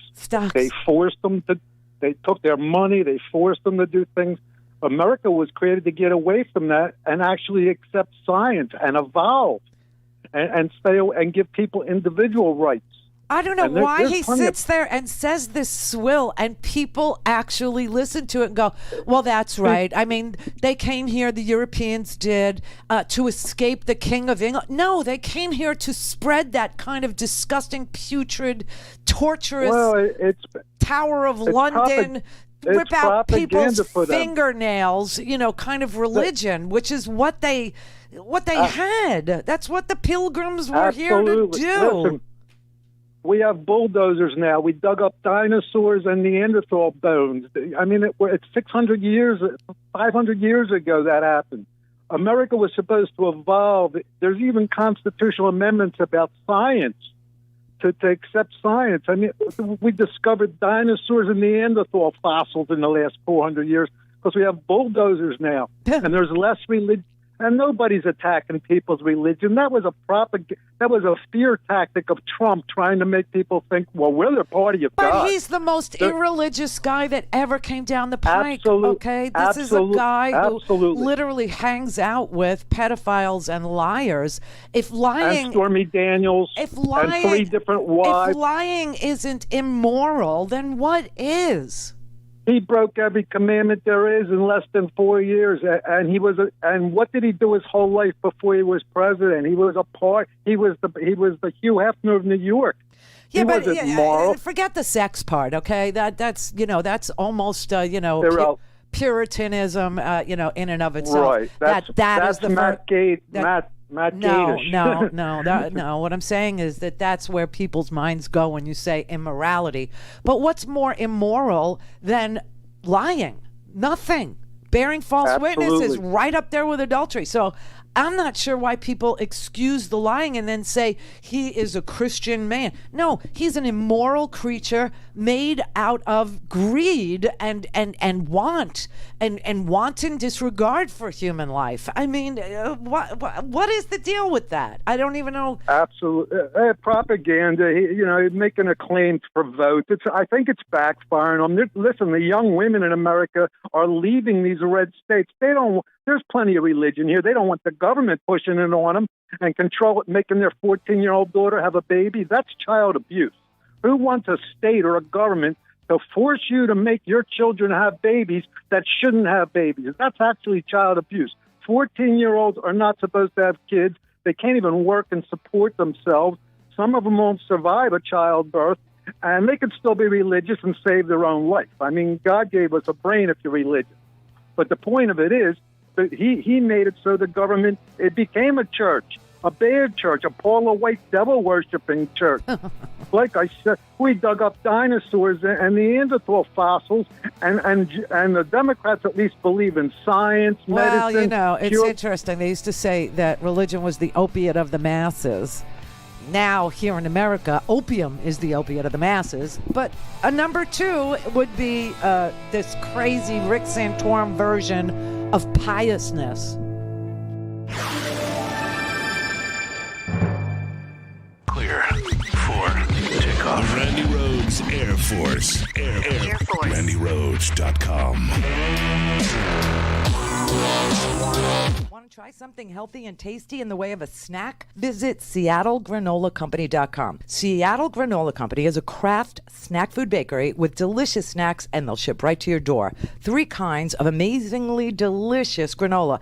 Original, coffee flavor, and the no BS, all packed with superfoods and fresh natural ingredients. And if you're doing keto like me, they make this one-of-a-kind pumpkin and sunflower seed snack called Power Seeds. Organic seeds roasted with low-sugar coconut aminos, a little touch of olive oil, and it's just that. Simple, healthy, delicious. The Power Seeds have a slightly sweet, light teriyaki flavor, low in sodium and sugar, and great for the low-carb snackers out there. And unique jars of granola spread. The guys here go crazy for it. It's the delicious flavor of their amazing granola in a spread. Spread it on apple, celery, s'mores, pretzels, toast. You get it. Anything that you want to taste amazing. Visit SeattleGranolaCompany.com. Use promo code Randi, R-A-N-D-I. Get 20% off your order. SeattleGranolaCompany.com. These days, the haughty rich in our country have developed such an arrogant sense of self-entitlement that they've gone from being merely irritating to infuriating. Unsurprisingly, their plutocratic greed and rigging of the system has generated a political backlash, including a widely popular push to tax the massive stashes of wealth the upper class has amassed by stiffing the middle class and poor. Alarmed by this uprising, the rich have launched a major effort to diffuse public anger, not by altering their own behavior, but by a semantical twist. Interestingly, since the rich has become such a negative phrase, it is being dropped from the vocabularies of right-wing media, lawmakers, and other defenders of wealth concentration. Rather, they now glorify the millionaire-billionaire class as, quote, high earners and high net worth individuals. Both are awkward phrases, yet both serve to exalt the fortunate few as superior earners and worthy individuals. Words matter because they're powerful social constructs that shape our culture's moral values. For example, even failed CEOs who preside over big losses still collect boodles of cash from the corporate hierarchy, while working stiffs who perform their jobs admirably at the same corporation get pay cuts or even get booted. Boeing, for instance, suffered $12 billion in losses last year, costing 30,000 workers their jobs, yet the top exec was rewarded with $21 million in pay. The establishment media cloaked the greed of the chief by saying he had earned his millions and is now worth such and such money. This is Jim Hightower saying these aren't euphemisms, they're lies. To get the truth, the media might ask ousted workers how much they think the CEO actually earned and is worth. I'm Rick Smith, and this is Labor History in 2. On this day in labor history, the year was 1948. That was the day United Electrical Workers voted to strike at Univis Lens Company in Dayton, Ohio. Univis made safety lenses and instrumental optics. The UE was well established in the area manufacturing plants. Once organized, Univis fought the UE's presence at every chance they could. When the contract expired at the end of April, Univis refused to negotiate. First came the injunctions limiting picketing. This was followed by a vigorous decertification campaign. Foremen made intimidating personal visits to workers' homes, offering raises and personal loans to coerce no votes. When the UE lost the election in late July, the company announced wage increases for returning workers and firings for the remaining strikers. Workers stuck together and the strike continued. By the 26th, police swamped the picket lines, beating top UE organizers and arresting hundreds. 2 days later, the company offered a settlement for all but 11 strikers. The members refused. Then, the House Un-American Activities Committee came to town to begin a red-baiting inquisition of the UE district. The city's unions were outraged at the beatings and arrests. They walked off their jobs to bolster the picket lines and were met with tear gas. Governor Herbert called in the National Guard on August 2nd. 1,500 troops rolled into town in Sherman tanks with machine guns trained on the strikers. Scabs were escorted through plant gates between rows of fixed bayonets. Area residents, furious at the virtual martial law, flooded the governor with angry protests until troops were finally withdrawn. The strike ended in victory, with workers winning most of their demands. All but 5 were reinstated, and by the following April, the NLRB voided the decertification election.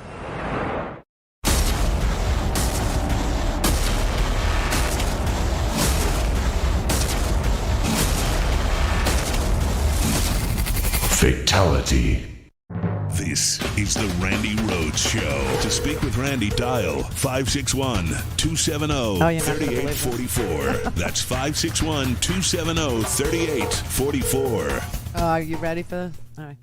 Mike in California. Yes, ma'am, Randy. Yes. I just read on Facebook that the priest, the bishop of Washington D.C. said that he does not want Joe Biden or Nancy Pelosi to take communion anymore. Facebook. Oh, okay. Facebook. Everybody's a hypocrite. What is Facebook? Can you tell me what are you reading on Facebook? I mean, where did it come from? What is it? A meme or what is it? It was CBS News, something like that. CBS News? What is CBS News? I don't know. It's on Facebook. I don't either. So why, if you don't know what it is, why are you actually calling a radio show or TV show and saying that as fact? Okay. Can you ask me another question? I just asked your guy, I said, what did Donald Trump ever say about the gay people or the LGBT? What did he ever say? I have no idea. Oh, but you said I think you said that he was criticized. No, I was talking about Rick Santorum. You really need to get off Facebook. Oh, okay. All right, thank you. God, he forgot to tell you how macho Trump was, which was a big part of his call originally. Yeah, he sounded very virile, this caller here. Wow, Facebook. Facebook is going to be the demise of democracy. You understand that. Donnie in Virginia. Hey, Randi Rhodes, nice to speak to you again. It's been a long time. I just want to say one thing. We're talking about Rick Santorum and all these other people, Bill Barr, the Koch brothers. I wasn't talking about any of them except Rick Santorum, but okay. I understand at some point you have talked about them. The point is they're right-wing Catholics. Yeah, see, but I knew where you were going. You're going to go to right-wing Catholicism, and I didn't talk about Bill Barr or any other. Just Rick Santorum I was talking about. Okay, I understand, but you have talked about Bill Barr before, correct? Obviously. Not his religion. Okay, well, what I'm saying is the Republican Party is controlled by right-wing Catholics. And it is? Conservative, yeah, it is. People have written books on this. I wish y'all would explore it more, you and progressive radio and TV. So where does the evangelical community come into the GOP and the control over the issues? If it's Exactly. No, that's not Catholicism. That's evangelical Christianity. These are two different things. You understand? All right. Yes, okay. Exactly. That's my point. They're two different things, and they don't like each other. So Democrats are going to have to figure out how to politically divide and conquer right-wing Catholics versus conservative evangelicals. So this is why we have a separation of church and state, where you have the Speaker of the House, Nancy Pelosi, who is a devoted Catholic. You also have Joe Biden. Not right-wing. But that you're saying that the same church controls a right-wing lunatic fringe, and it's the same church that Joe Biden and Nancy Pelosi belong to. So I don't get. I don't get it. I'm just speaking politically. I'm just speaking. Well, politically. I'm telling you, I'm telling you, I have no earthly idea what you're talking about. Okay. What I'm saying is, eventually, we're going to have to be able to split them up so the Republican Party can't have as much power as they have. What are you talking about? To split up conservative evangelicals versus right-wing Catholics because they don't like each other, but the politically church is they the form church. a bond. The church is the church, and politicians will use the church as an excuse. Right. I understand that. I'm speaking of politics. I'm not focusing on religion. I'm So speaking on the what we politics have part. here is the separation of church and state, and I think that's where you should devote your effort, your time and attention to keeping the But separation Republicans- of church and state. Republicans, their main You platform can't is say, basically you cannot social- trash Republican Catholics and not be trashing Democratic Catholics. You can't. No. What do you mean? You think Joe Biden's politics are the same as Bill Barr's? or the No, Koch but I brothers? think his Of course church not. is the same. His church is But I'm not exactly the attacking the same. church. Bill Barr I'm not and attacking Joe the church. Biden and Nancy Pelosi and Rick Santorum are all part of the same church. But I'm not attacking the church. I'm attacking one's politics. No, versus you're the other. not. And you're missing the mark by a long, long mile.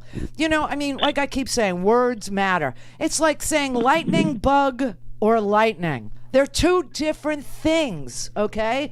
And you're saying that a church that all these people belong to, Joe Biden belongs to it, Nancy Pelosi belongs to it, Bill Barr belongs to it, Rick Santorum belongs to it, that the church is responsible for the way that they conduct their political lives? No.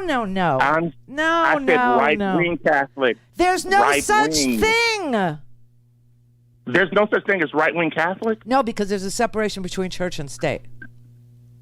Okay, but isn't the Republican Party built mainly... Okay, I'm done with you, really. You just don't get it. That you cannot sit there and trash an entire church whose members are diverse and say that church is responsible for Bill Barr's excusal of criminal activity, or that Rick Santorum's hatred of gay people is the same as Nancy Pelosi. It makes no sense. They're all part of the same church. They're just, I mean, Rick Santorum is an opportunist who's using, a position and saying it's somehow endorsed by the church. It is not. It's ridiculous. You're being ridiculous, and you're missing the bigger point, which is this is a country that became a country that has a constitution to break away from the church having anything to do with politics. Separation of church and state. And once you actually realize that that is a real thing, then you can understand that Nancy Pelosi, Joe Biden, Bill Barr, and Rick Santorum can all be members of the same church. Without understanding that, you cannot explain how they're members of the same church, and they are. Jackie in California. Oh my God, Randy! I feel like I'm exhausted by the last two callers. I don't understand what they're driving at. Like, I was totally going, happy to get on the phone and talk with you, and then became exhausted for you. Yeah, it is exhausting. But anyway, this is Jackie from California. I'm the little girl voice, but actually a 50-year-old woman. And I just sound 12, so I'll just get that out of the way. All right. But I did, and if there's any job opportunities to walk around with a bullhorn and have some fun with Rick Santorum, Lindsey Graham, Mitch McConnell, my all-time favorite. If somebody could pay me a full-time wage, I would be more than happy to walk around and follow them, just in case, George Soros is listening. No, but you could move to Detroit and you could drive people to get vaccinated and make $50 a person. Yeah. Well, yeah, that's not enough, unfortunately. I got a child and a horse to take care of. A child and a horse. I need a little more than that. But anyway, so why I was calling is originally a while ago was because I listen to you every day. I got a little depressed because, I've gotten my vaccination. I'm really, into it. And I felt like, wow, is all this for nothing? So before your show, I had written down a bunch of things that I thought would change that happening because, like you said, first of all, if flying, you have to be vaccinated and show a card. Those, vaccination fearful people or just, stubborn would have to get it done. If there was a stimulus, like for, stimulus sent again, but you had to show proof of vaccine, you got to do it for schools, bars, Disneyland, golf, baseball, football, like all these things that Americans love, and you have to be vaccinated. That's the only way I can foresee it all becoming, a herd immunity type situation. Yeah, but which it better be if I got vaccinated. Well, listen, I get it. I understand what you're saying, but I think, look, Florida just banned COVID passports. They just banned it. And that's what will happen if the government starts mandating anything about vaccines. Oh, by the way, I found out yesterday, thank you to everybody that wrote me. I got so much email about this. So the reason why the military, why you could turn down a vaccine in the military is because it's just an emergency use authorized vaccine. It's not FDA approved.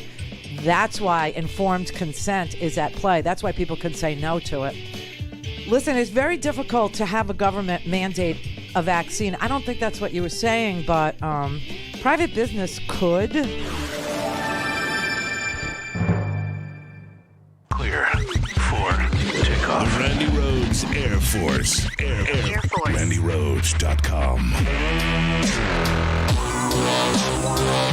Welcome to Code WACK, your podcast on America's broken healthcare system and how Medicare for All could help. I'm your host, Brenda Gazar. How has the coronavirus pandemic affected those who lost their jobs and their health insurance? What has been the emotional and the financial toll? Kathy Munzer, a fitness instructor from New York, shares her personal struggle to make ends meet while getting the health care she desperately needs.